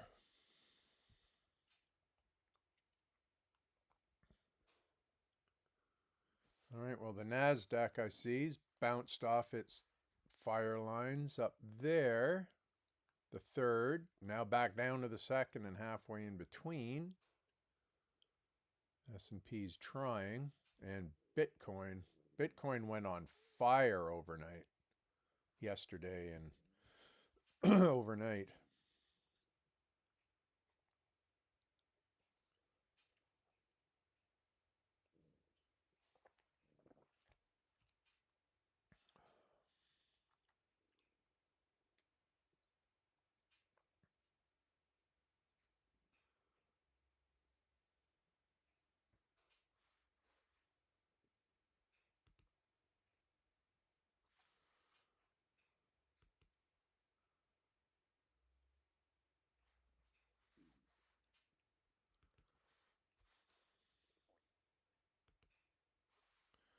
Let's see what we've got here for volume.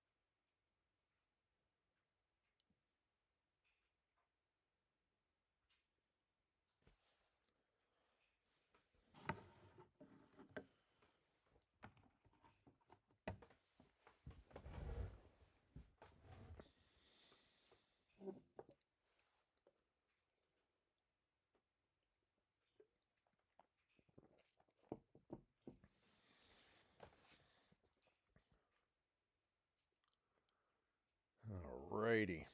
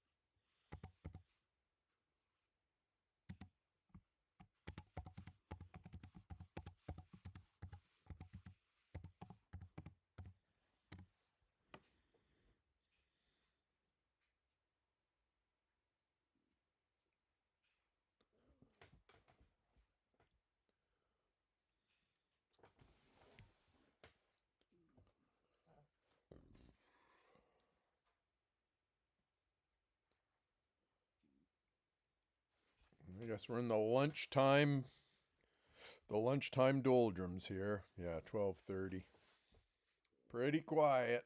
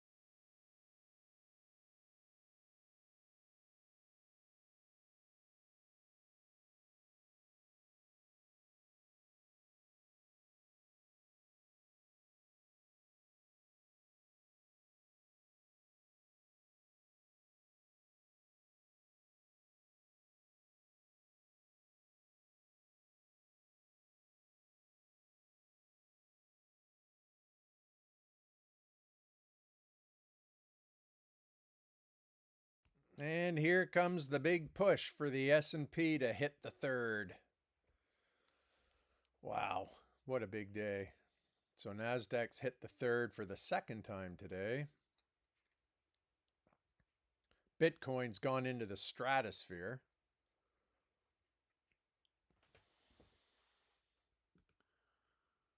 And, oh, I know. Isn't that crazy, Tyler? Not only, you want to hear what's really crazy, or Taylor, sorry. You know what's really amazing is his wife died 2 weeks ago. 2 weeks ago. And he goes on Saturday, so I've been all over the place. So it's like, oh man. Wow. So anyway, that's why I've been in and out of here today. Now, I have a question for you. Can you hear me okay? Let me know if you can hear me, if you're still in here.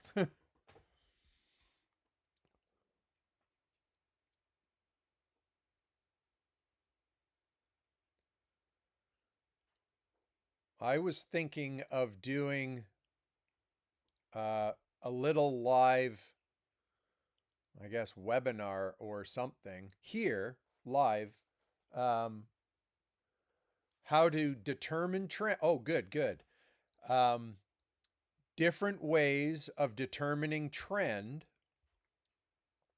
Because I actually got a whole bunch of slides done. Here, I'll show you. I was going to do a video. I still am going to do the video, but you know, I've got. I don't know if it'll come up on the screen. No, it won't. Anyway, do a sort of a presentation or a class or a lesson or whatever you want to call it on trend and where to place your stops properly. I can't tell you. Yeah, I know. That's what another friend of mine said. And you're absolutely right. It's incredible. So,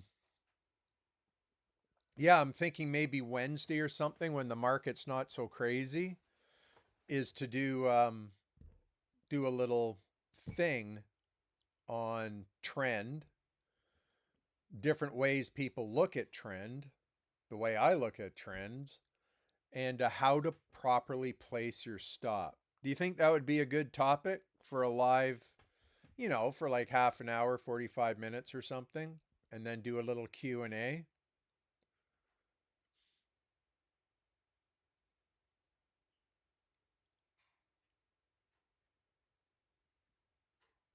You think? All right. Well, here, I'm going to put this up in front.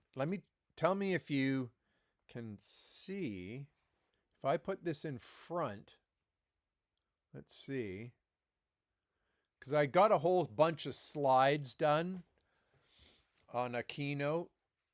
I'm just watching the thing here, seeing if it's blocking it or not. Doesn't look like it's going to show it.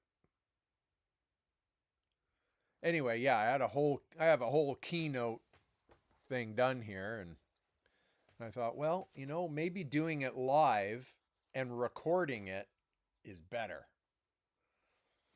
Because then we can see the questions and answers. And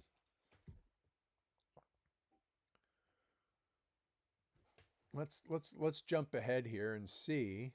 I want to see if there's any big news coming out on Wednesday. I'm just checking Forex Factory here.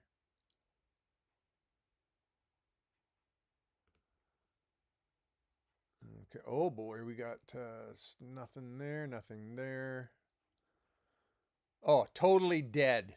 Totally dead on Wednesday. So maybe Wednesday. Is Wednesday a good day for you? Like generally? Because I'm actually looking to do like make it a weekly thing so that people can come in, ask questions, and I don't want to interfere with their trading or mine for that matter. So, hey, Angelica, how are you?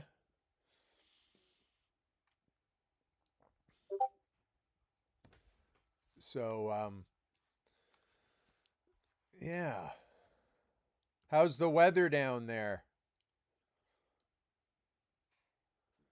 It's getting pretty chilly here. I think they're even calling for snow flurries, possibly.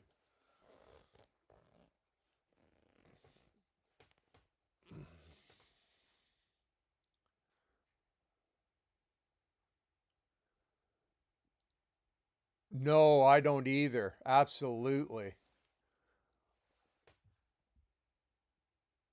Yeah, it's nuts. So maybe Friday then. Maybe Friday would be a good day to do it.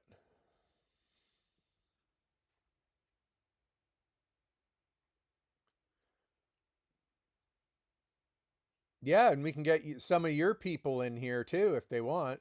You can be a co-host. We could do it together. That'd be kind of fun.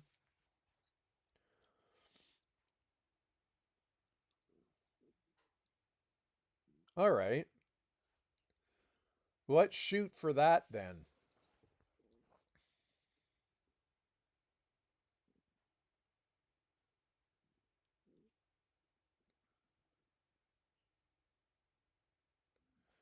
So I'll send out an email to my gang. And unfortunately, over at Talk Markets, I have about 3,000 followers, but I'm not allowed to promote anything over there. They won't. That's a no-no, a big no-no. So I can't do that. But I'll try and work it in.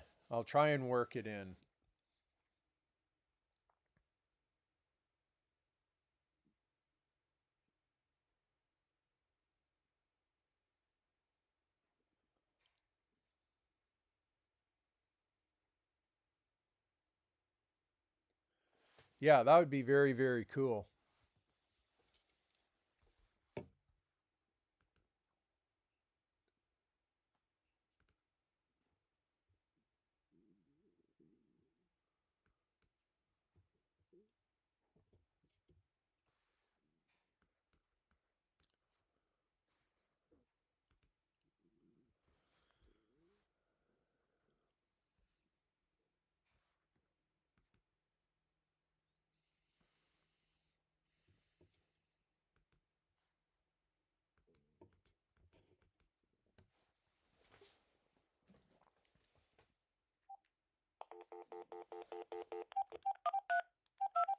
Just have to phone my other neighbor.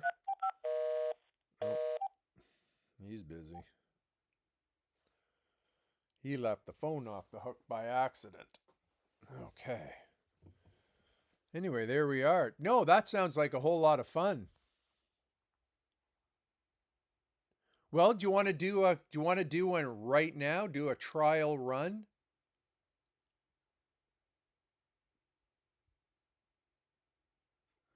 Okay, so you can be my guinea pig and tell me where I need to change, what I need to change, or if it's okay, or what have you.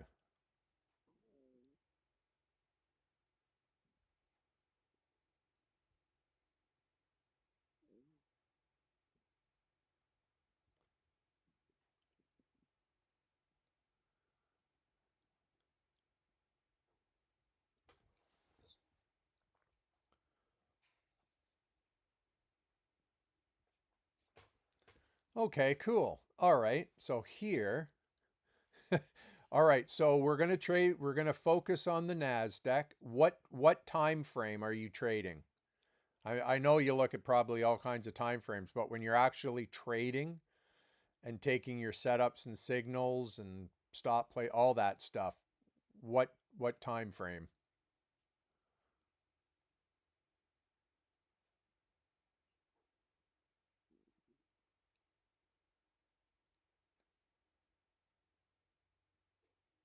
$5-minute. All right, perfect. That's what I've got here. Okay, now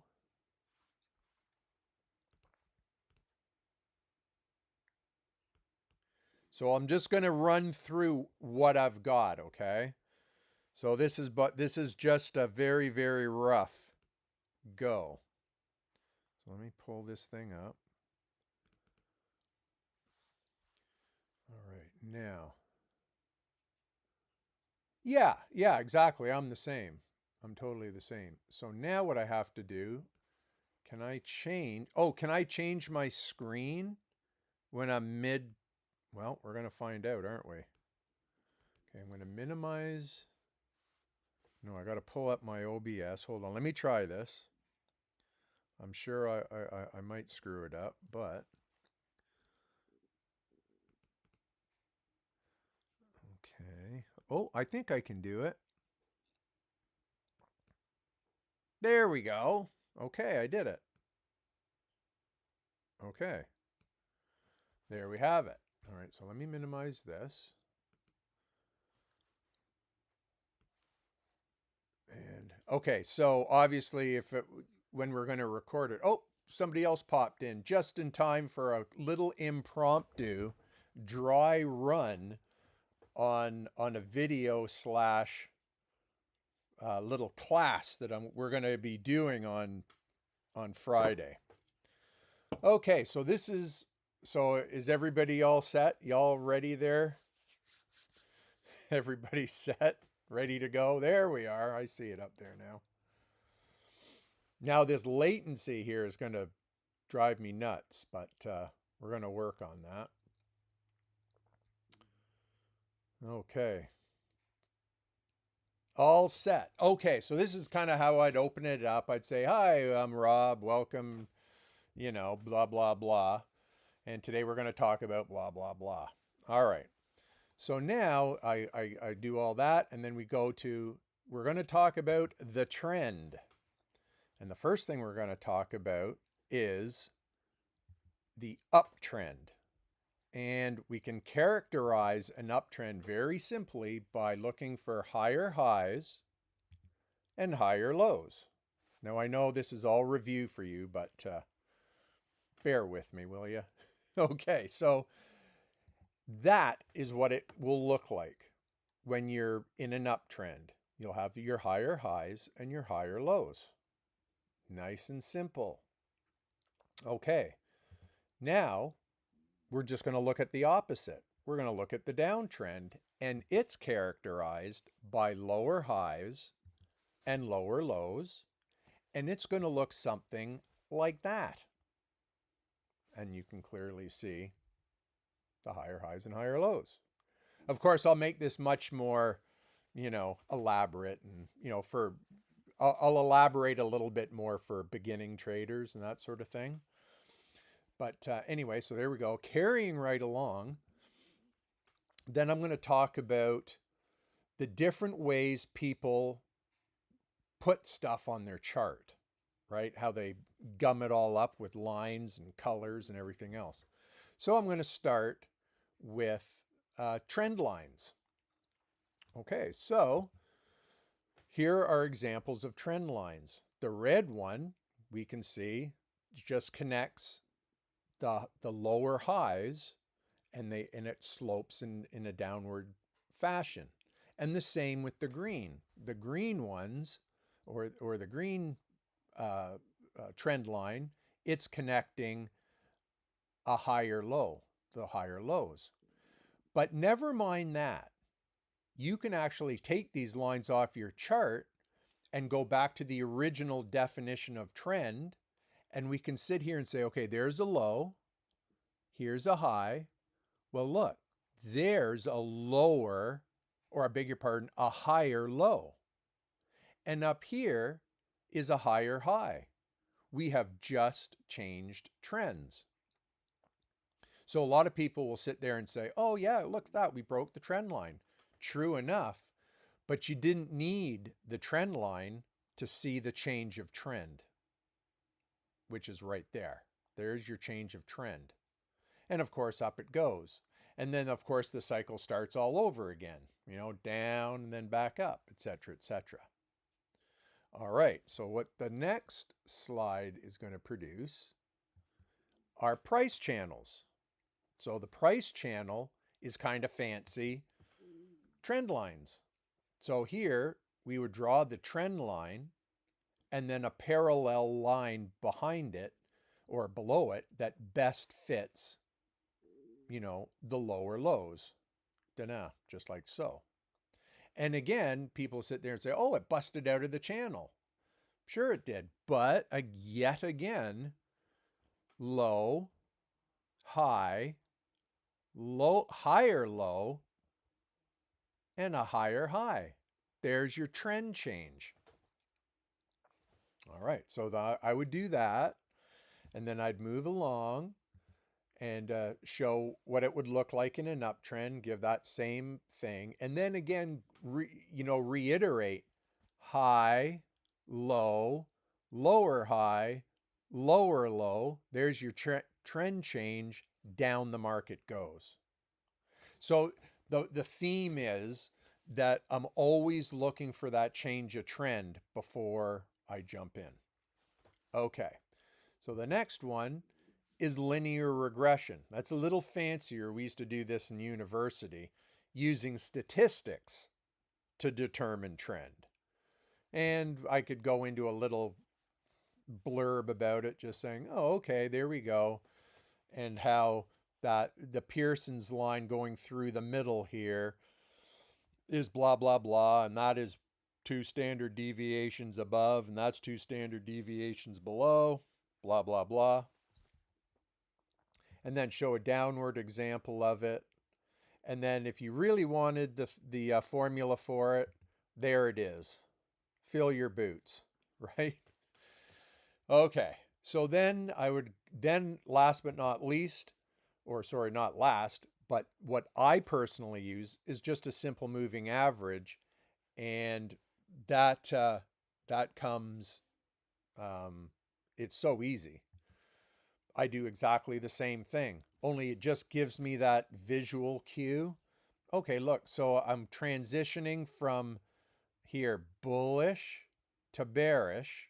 But again, I really don't need the average because there it is. There's a high, lower high, lower low, lower high. So I've transitioned here from bullish back to bearish. And again, vice versa here, right? Low, high, higher low, higher high. There's my transition. Now I can see it in the average. I'm looking to go long now at this point. So there we are there. That's how I use the moving average. Then I move along to FireLines. This is where things do get interesting. But again, using that same principle. Only now what the FireLines are doing is they're giving me a place that's statistically and mathematically viable based on, all the algorithmic trading that's out there, all the program trading. So here I get my low, a high, a higher low. Then of course it shoots right up to our line because of course this all happened in London time, so it makes it difficult. Obviously, we probably won't trade it, but it shows where it went. And then by the time we get to the market around here, at least we know that all of this movement has occurred. Orders have been washed out at the different lines, and we're starting again. So now I get a swing low because we've been trending downwards. There's our low. There's our higher high, and here's our higher low.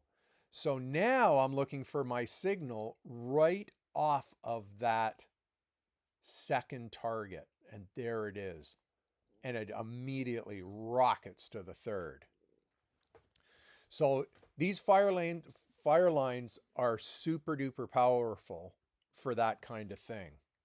All right, so there's that. So then I move along, and then I show an example of the exact same thing, only in a downtrend, and how we could, by initiating trades at the lines based on the trends, based on our definition of trend, we just go line to line like so.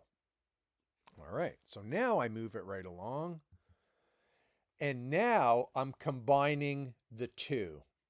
I am now combining the fire lines with my moving average. And now you can really see visually how the market now statistically gets out of its value range here. And the actual moving average of this pricing is now also bullish and above. We're at our first target. And now the stage is set because we have trend. We have our definition of trend fully in place here. And look what's happened. And it's still going. Sorry, what's that? FAC? Oh, I like that little face. I like it. I like it. Okay, so yeah, exactly. That's what I'm thinking. And there we are.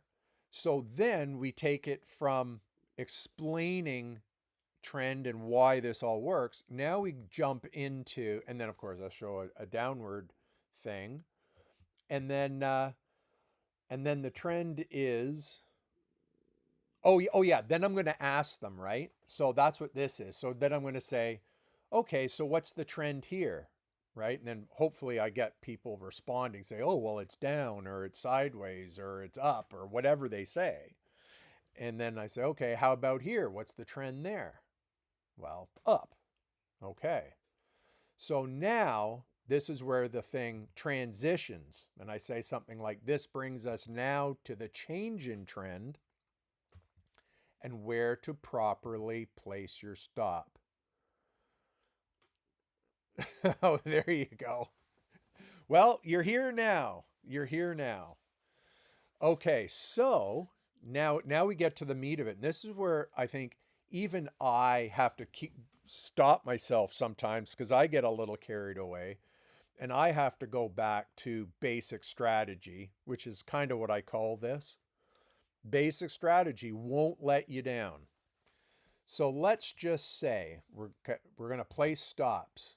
Okay. And then I was going to make a video of me talking here, but if we're doing it live, then obviously we'll just put me there live. Okay. So here we go. So here is an example of shorts. Okay. So here is our change of trend, right?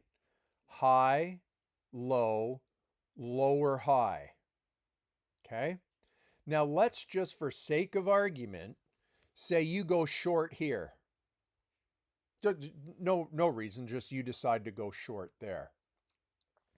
If we go back to basic strategy, that if you're going short, you're expecting to be A, in a downtrend, and B, you expect that trend to continue because you just shorted it.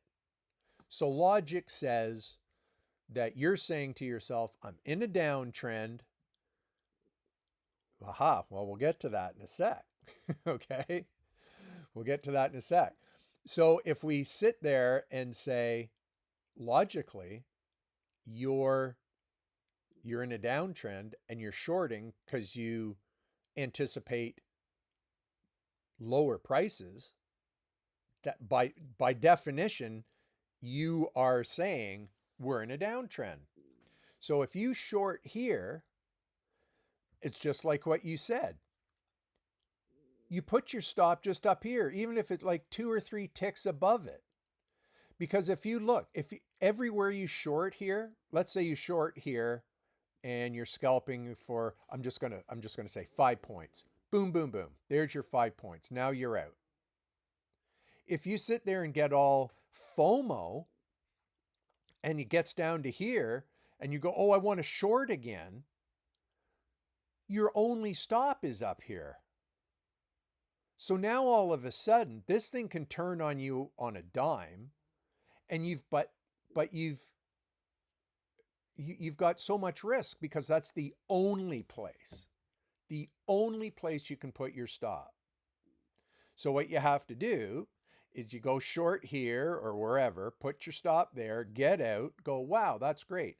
go make yourself a sandwich, right? Wait for the pullback and then go short here when it pulls back. You know, right? We all want to trade on the pullbacks. And then your stop goes there. So, or 2 or 3 ticks above it. So you're maintaining a very, very tight stop, but you've got mathematics and logic working for you. So you get in and you know you're in the middle of the night and you go, oh, well, I'm going to have to suffer through this for a little bit. Down it goes, but you make your 5 points and you get out, right? And then you repeat. Goes up, and let's say you get a signal or a setup that you like and you're going to go short here. You put your stop there. And you just keep waiting. So when you're in a downtrend, you're bearish, you want to be a seller, all you have to do is wait for that stop to form. Then you wait for your signal and you sell and you put your stop 2 or 3 ticks above it. It is so easy, but we just don't do it. There's something in our hardwiring, in our brains, that we don't do that. It's so weird, but there it is. All right, so then after that discussion on that chart, then we'll do the same thing on the long. Only here in this one, I actually gave an example of getting stopped out. So you'd go long here or whatever your setup is. Sure, you're going to get stopped out, right? So that one stops out, but then you get long again, maybe here, your stop goes there. But as you can see, you got, in this case, if you just kept going long after every pullback, well, how many trades would that have been? 1, 2, 3, 4, 5, 6, 7, 8. You'd have done 8 trades and lost 1. And I'm not cherry picking. You can go see this on any chart. You can go back 100 years. It's the same thing. Human nature never changes. So that's it. Believe it or not, trading is that easy. Like when you think about it, the floor traders didn't have charts. They wrote these levels down. Okay, how low did it go? How high did it go? It was done. You watch them on those movies, right? That I've been sending out. That's what they're doing. They're writing down levels, and some of them would use point and figure charts because it was easy to create them in your hand on a piece of paper. But that's what they were doing. They were finding these levels. That's where their stops would go. All right, so I think that's all I've got. Oh yeah, and then closing comments. So, and that's basically it. Oh, did I get the other ones here? Oh, shucks. I have 2 more pictures of me being saved by the fire lines, whereas I got my signal. My trend was intact, but it would have had me trading right into an upper value level, and it failed. You're having too tight of a stop.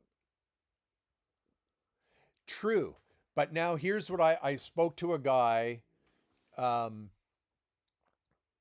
yesterday, and we talked about that. And he said, yeah, but I don't want to have all this risk. I don't want to have so much risk on a trade. And I said, well, I want you to think about something for a moment. You can sit there all you want and run a tight stop. How many times do you get stopped out? Well, maybe 40% of the time or whatever. I said, okay, 40% of the time. That's pretty darn good. So if we went back and we looked at his trades, if he had done this, he would have lost 2 trades. 2 trades in 12. And he would have only had to pay 3 commissions. Sorry, beg your pardon, 2 commissions. No, how many trades did he do? I think he did 8. There were 8 trades in there. He would have only lost on 2. He was up would have been up about $350 on the day, and only, no, that's right. Yeah, he traded 8 doing it his way, but doing it this way, he only would have done 2. And doing the 2 made the same amount of money, except for the commissions. He would have traded like 4 times the amount in commissions. So that becomes a big factor. So if you're and I remember learning it the hard way too, when I was doing like 12, 15 trades a day. But then I started trading with a guy who had a seat on the CME. We could trade 100 times a day, and we'd only have to pay 4 cents a contract to the NFA because he was a member of the exchange. So that's why those guys have such an advantage. They can trade for a tick and make a fortune. So anyway, I've got off kilter there a little bit. But what I'm saying is, you are actually, by doing all these little trades, lots and lots of small trades with tight stops, that is actually riskier than doing 2 or 3 really high quality trades at the transitions of the trends. So let me just find some. I got to remember where all this is. Is this one here? Not that. Where are my moving average? Oh yeah, here we go. Here. For instance, like you can sit here and you can scalp all the way down, right?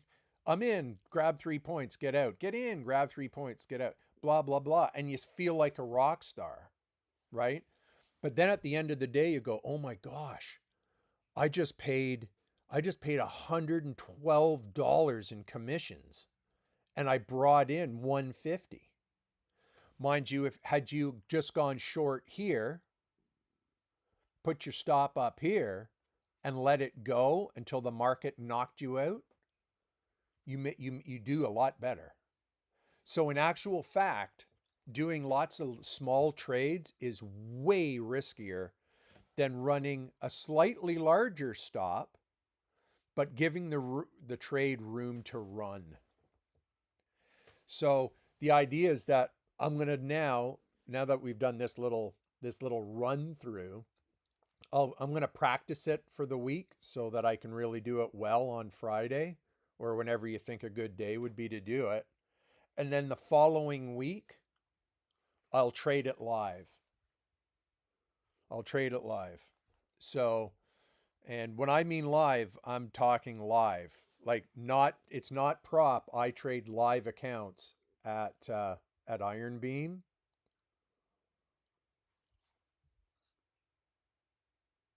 Yeah, and well, this is the first step, right? This is the first step, is just recognizing this transition. Don't have all these crazy lines all over your chart. It's like a musician. You can plop a piece of music in front of them, like say a classically trained musician, and they can sight read it. If you have lines all over your chart, you almost don't learn how to sight read the chart. That's why I just have my moving average. I just see the ebb and the flow, and then the fire lines give me the structure on where to look for my signals. So that's what I do. And that's all I look at. That's my whole chart right there. Well, with the fire lines on it. And once you get this ebb and flow going, so let's just say you got in here, I'm just pulling out a number. You popped your stop down here and you just stay with it until, I've got a lower high, punch out. You know what I mean? Don't even, as soon as you see the threat of a transition, take the money, take what's there. Now, does that make sense? I'm just trying to, and that's how I taught the traders at Title Trading to trade stock. It was great. I had 34 traders there, 34 of them. And this is what we did. Trading actually is not hard. We make it hard. People, we do it. We're our own worst enemy. It's not hard, right? But we make it hard. Yeah, we make it hard. But heck, you're doing awesome. You got yourself a funded account. You're doing great. Yeah, that's it. It's either going up or down, or it might go sideways. Now, do you think this would be a good topic for a live kind of class, and then we follow it up with a live trading session doing exactly what we talk about, like have kind of like a lesson in the morning, and then trade it live, just to and then I just point, and as I said, live, I mean freaking live, with Iron Beam there and the broker, so that there's no monkey business. I will actually have Jeff, the broker, there, and yeah, I think it would be really, really cool. And the broker can sitting there, he'll be able to sit there and say, yeah, these trades are going through. So on the live market. All right. Well, I'll tell you what. I'll ask my gang, what day I'll poll them and see what day, and maybe if you want, and then you can be my co-host. We can do it, as I say, we can do it together. I think it would be really good.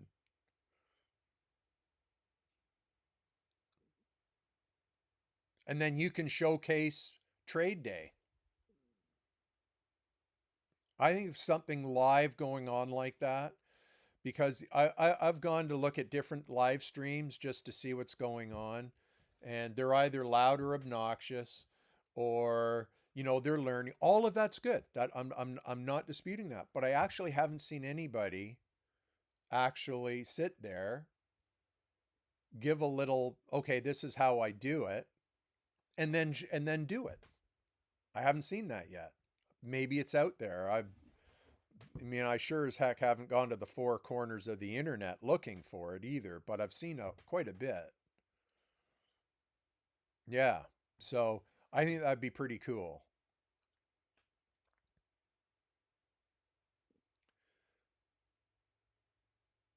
Just like in, when if you go to trade school, I think I told you, I'm a carpenter, right?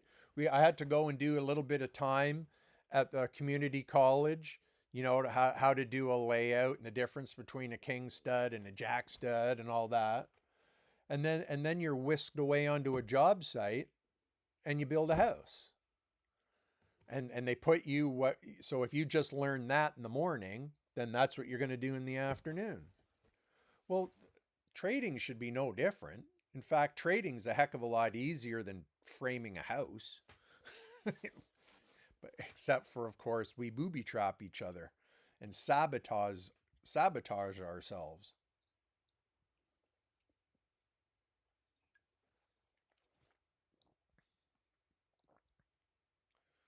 So there we are. I see there are a few of us in here. Don't be shy. What do you think? What do you've heard? You must have heard us chatting. What do you think? What's a good day? What, in your opinion, is that a good format? Would that be a format that you'd be interested in following? Because I'm just trying to find my way here. I'm an old fossil of a trader, right? I was trading before most of you guys were born, and technology is not my long suit, that's for sure. So, but I want to somehow get the knowledge to you guys, and this is the only format that I know of to be able to do that.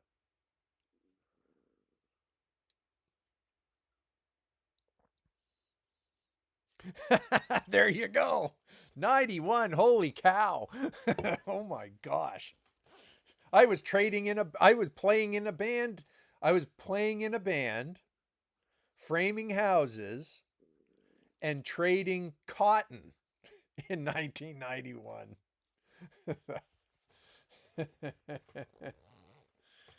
Oh, that's too funny.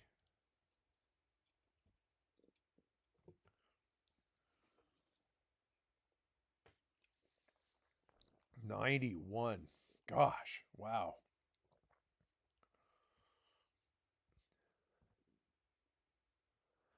Yeah. Yep. Yes, I guess you were. Try to break the high. Well, I was born in 65. 1965. So you do the math. Ooh, I better go throw a log on the fire here. Yeah. There's not much I haven't seen when it comes to trading. Oh, you're kidding me.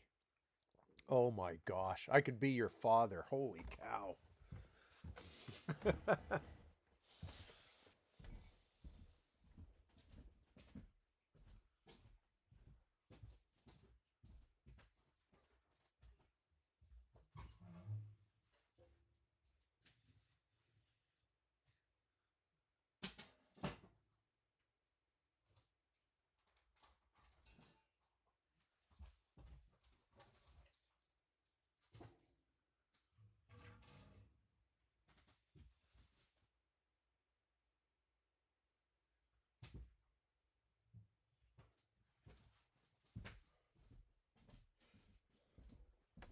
There we go.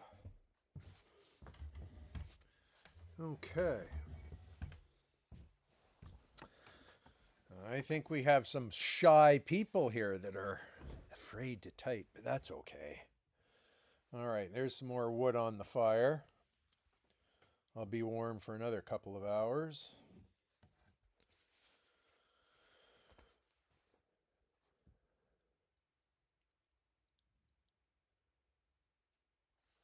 Oh, well, I didn't. I would call a broker. It was all done by phone. I mean, the platforms were there, but people lost money because they would lose the connection, or the latency was so big. So they're punching in at market trying to buy something. Meanwhile, a stock is 3 times more, $3 more than what they thought it was. Yeah, I didn't start online trading until the late 90s when it really got, even then it would drop. And you know what else was really kind of neat? I was a beta tester for NinjaTrader. And back when it came out, it was a piece of junk. All it would do is crash. Crash, crash, crash. I lost so much money on NinjaTrader because of crashing. Yeah. Those were the days. And now look at it. Oh, there we go. Incoming. What have we got here? Hello. Oh, the winning lottery ticket would be good. Yeah, no, I'm okay. Thanks.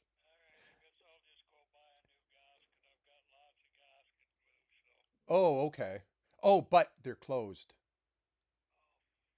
Yeah, they're closed. I tried calling you back, but the line was busy.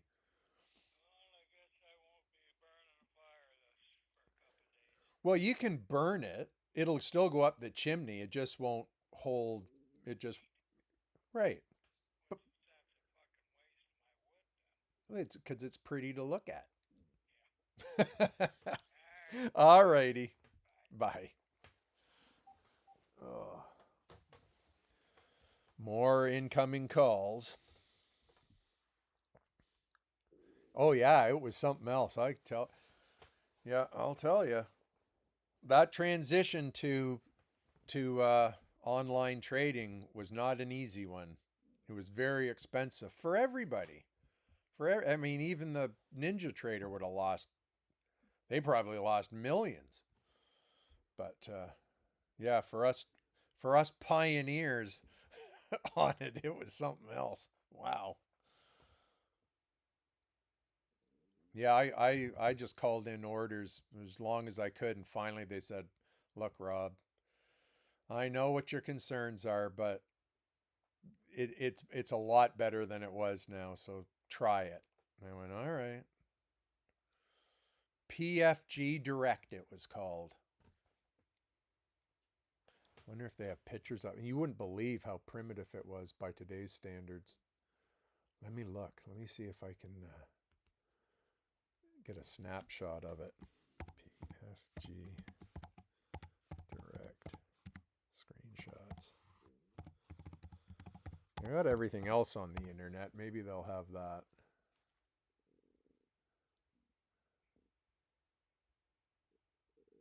No, I don't see anything.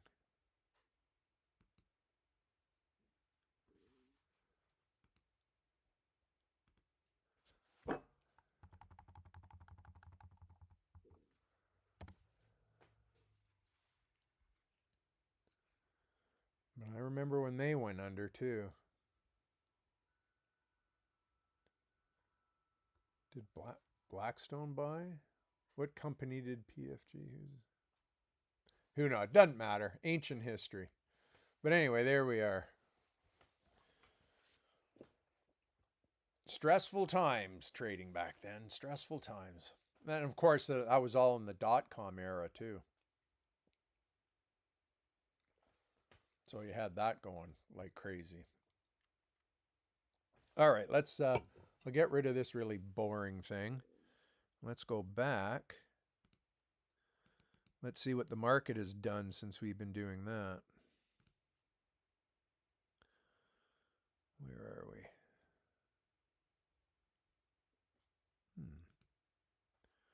Where's the window? Oh, that's why. Got it minimized.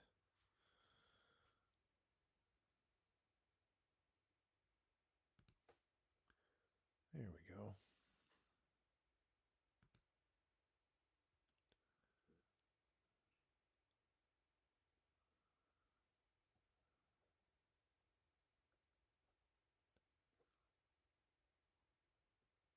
That's not it.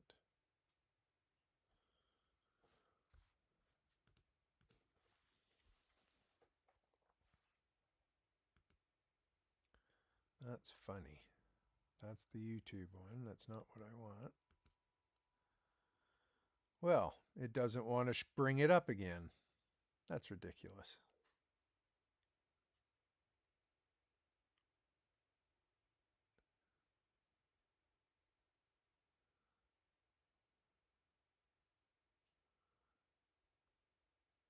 Well, what's that? Oh, that's that. I'm just trying to...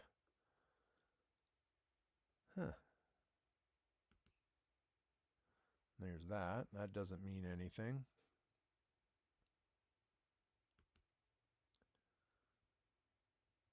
Well, I guess we have to go back to that silly thing. No.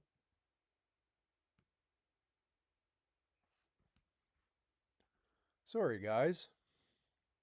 Learning this silly thing.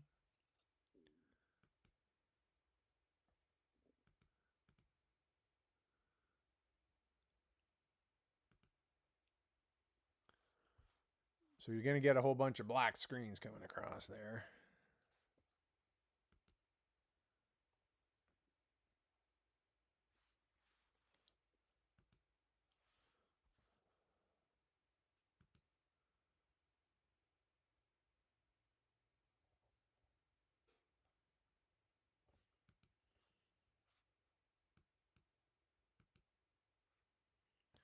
Let's see if I can do something else here.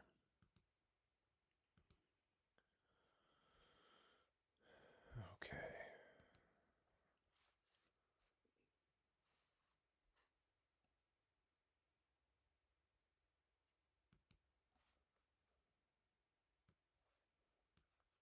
Why is that not allowing it?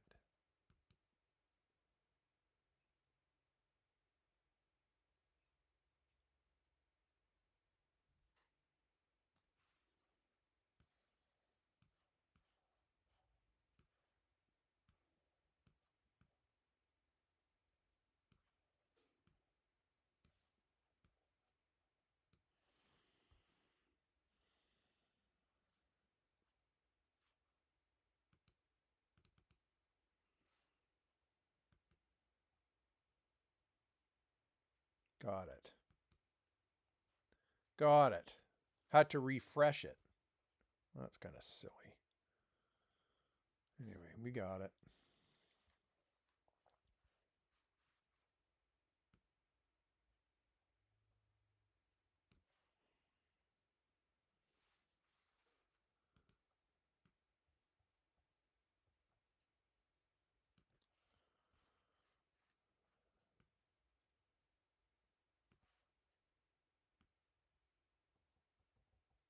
There.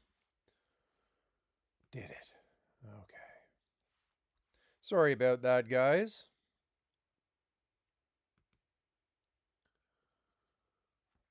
There.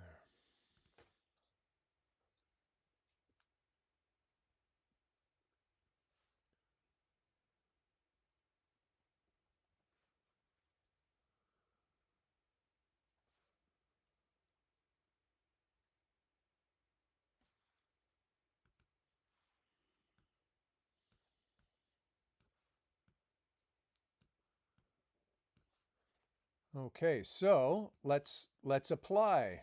Let's apply what we have learned. And let's add a moving average. A nice SMA moving average. Okay, what moving average do you like to use there?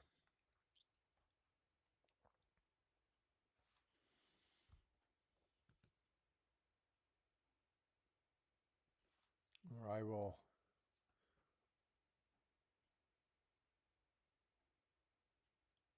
Let's just use a default one, like 14 or something. Boop, boop. Keep it all super simple. So there, it would appear as though it's starting to transition, right? So we've got a high, low. Now we have a lower, right? We now have a lower high. And if this level breaks, we are going to have a lower low. So this is where you would get out. Because we are in a very, very strong uptrend, we've made it all the way up to the third price target. So if you were long this, Taylor, I would look to take profit in here, somewhere in here. Brush, somewhere in there. Now that's providing you have been long this whole time. That's providing you, say, bought down here when it transitioned back after it bounced off here, after it bounced off its second. And if you had got long here after the transition, well, actually what you would have done is you would have targeted the FireLine itself. So that's kind of redundant, kind of a moot point there.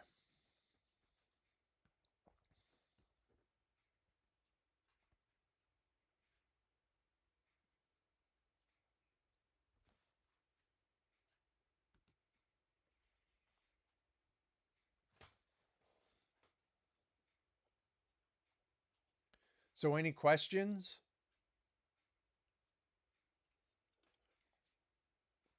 Thoughts, comments, criticisms?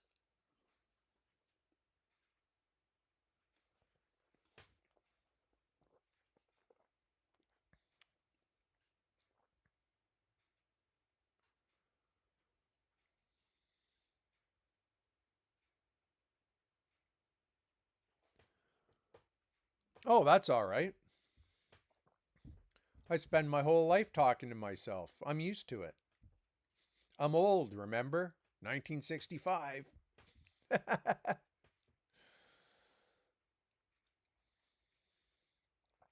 No, I was just wondering what moving average, if any, do you like to use? I just put a default 14 simple moving average here.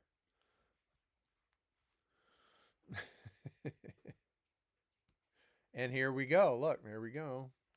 Oh, you can't see it yet because of the late. Well, you can see it on your chart. We're starting to drop. I'll just move these over a bit.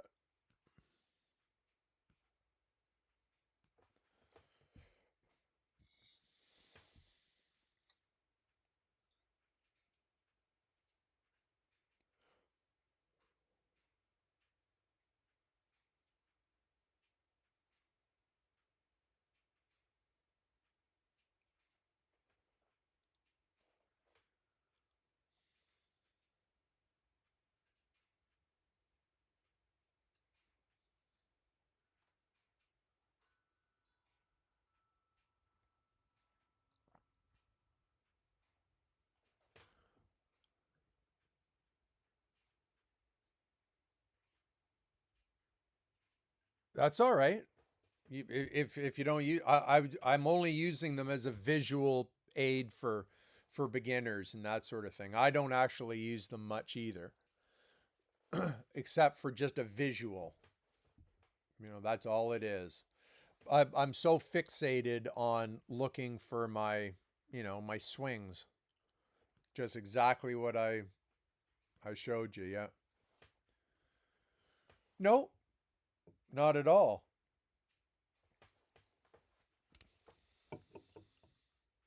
Because it's not really a system per se, because we can do the same thing. Here, let me get rid of this thing. So let's just turn this into so this is a 5-minute chart. Let's go to a daily chart. And we're going to see the same behavior.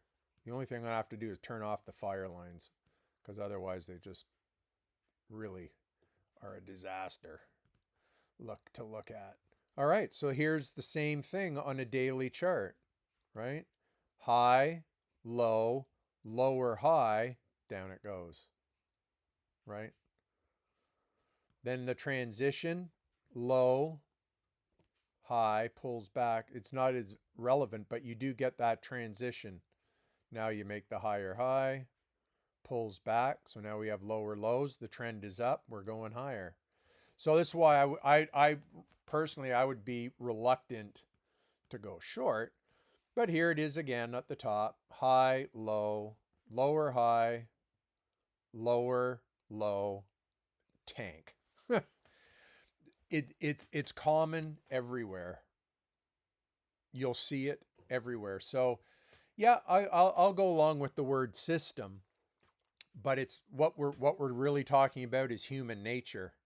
Humans haven't changed. They still do the same things over and over and over again. Kind of crazy. I wish I had some of my charts going back to the 80s and 90s, the hand-drawn ones. I do have them. They're somewhere. I have to pull them out of a file somewhere. Same thing. Exactly the same thing. And we can go to a weekly chart. 1 week. Oh, let's see. Who's next? Oh, there we go. You're on your cell phone.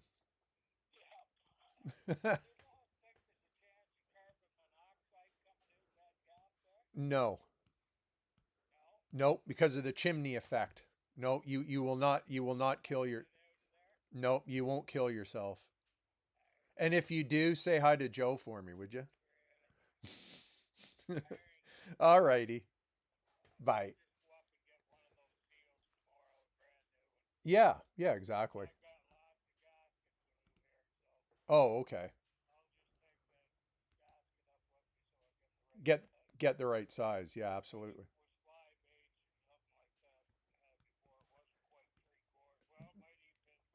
No, I'm pretty sure it was 5/8. I think it was. Yeah. All right then. Bye. Okay. So there it is on a weekly chart. The same behavior, right? High, low, lower. And then of course they turn. So you have to look at it in the broader context of the larger overall trend, of course, which is up. But that behavior remains the same, right? Low, high, higher low, higher high, and it's all over. Up she goes. So anyway, there we are. And that basically is going to be the basis of my channel. Just trading made easy. You know, I think that's kind of the theme I'm going to go with.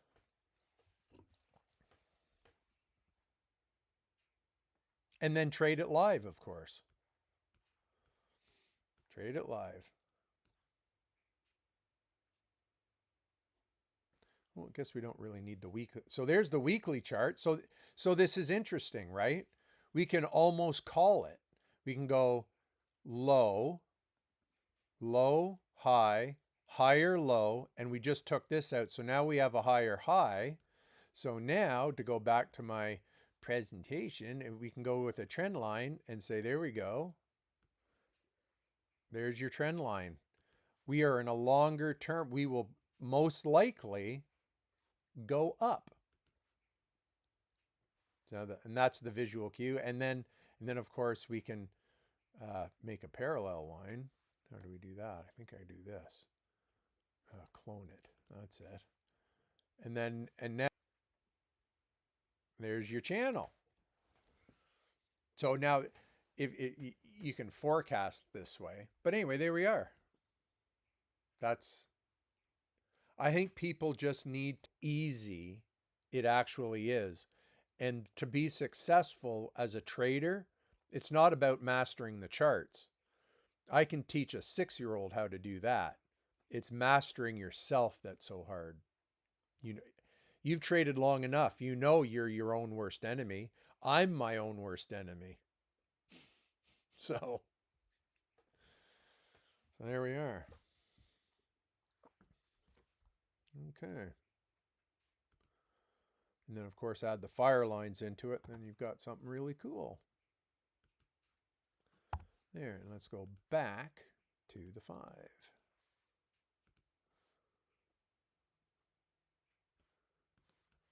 Golly gosh, it really squished it, didn't it? Okay, so there's our 5-minute back. And let's get the FireLines back on there so I can see where I am. Oh, we're back to the 3rd again.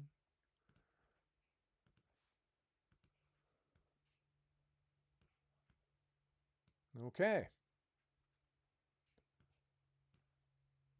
So you think that for a channel or a bit different enough? I guess is my question.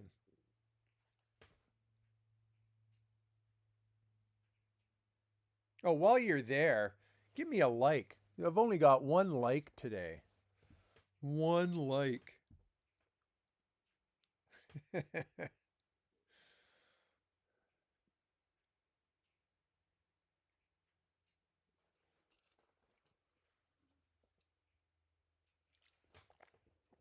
And also, if you can think of any topic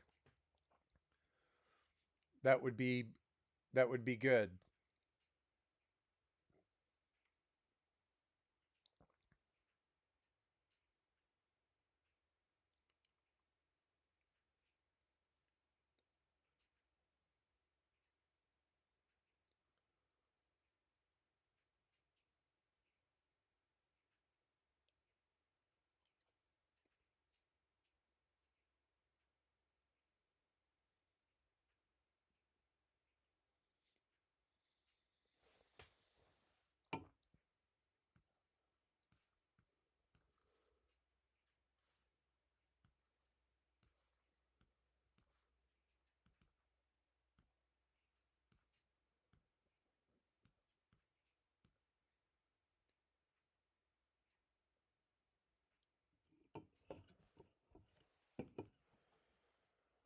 It might be here.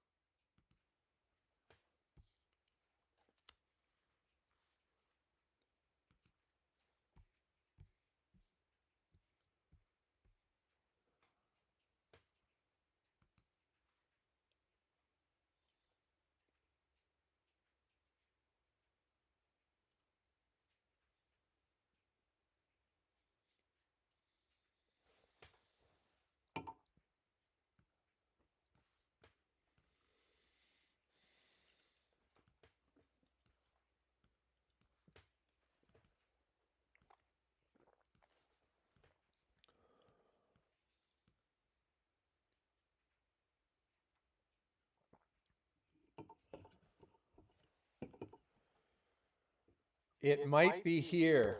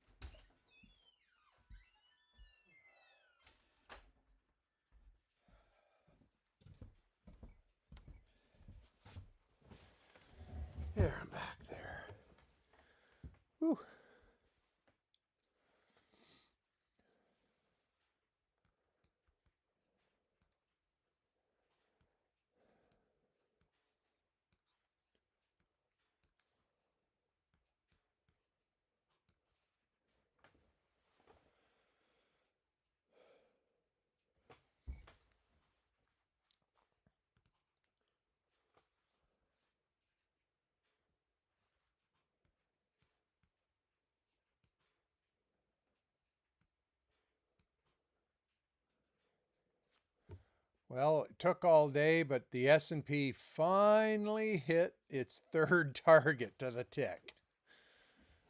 Now it's backing off.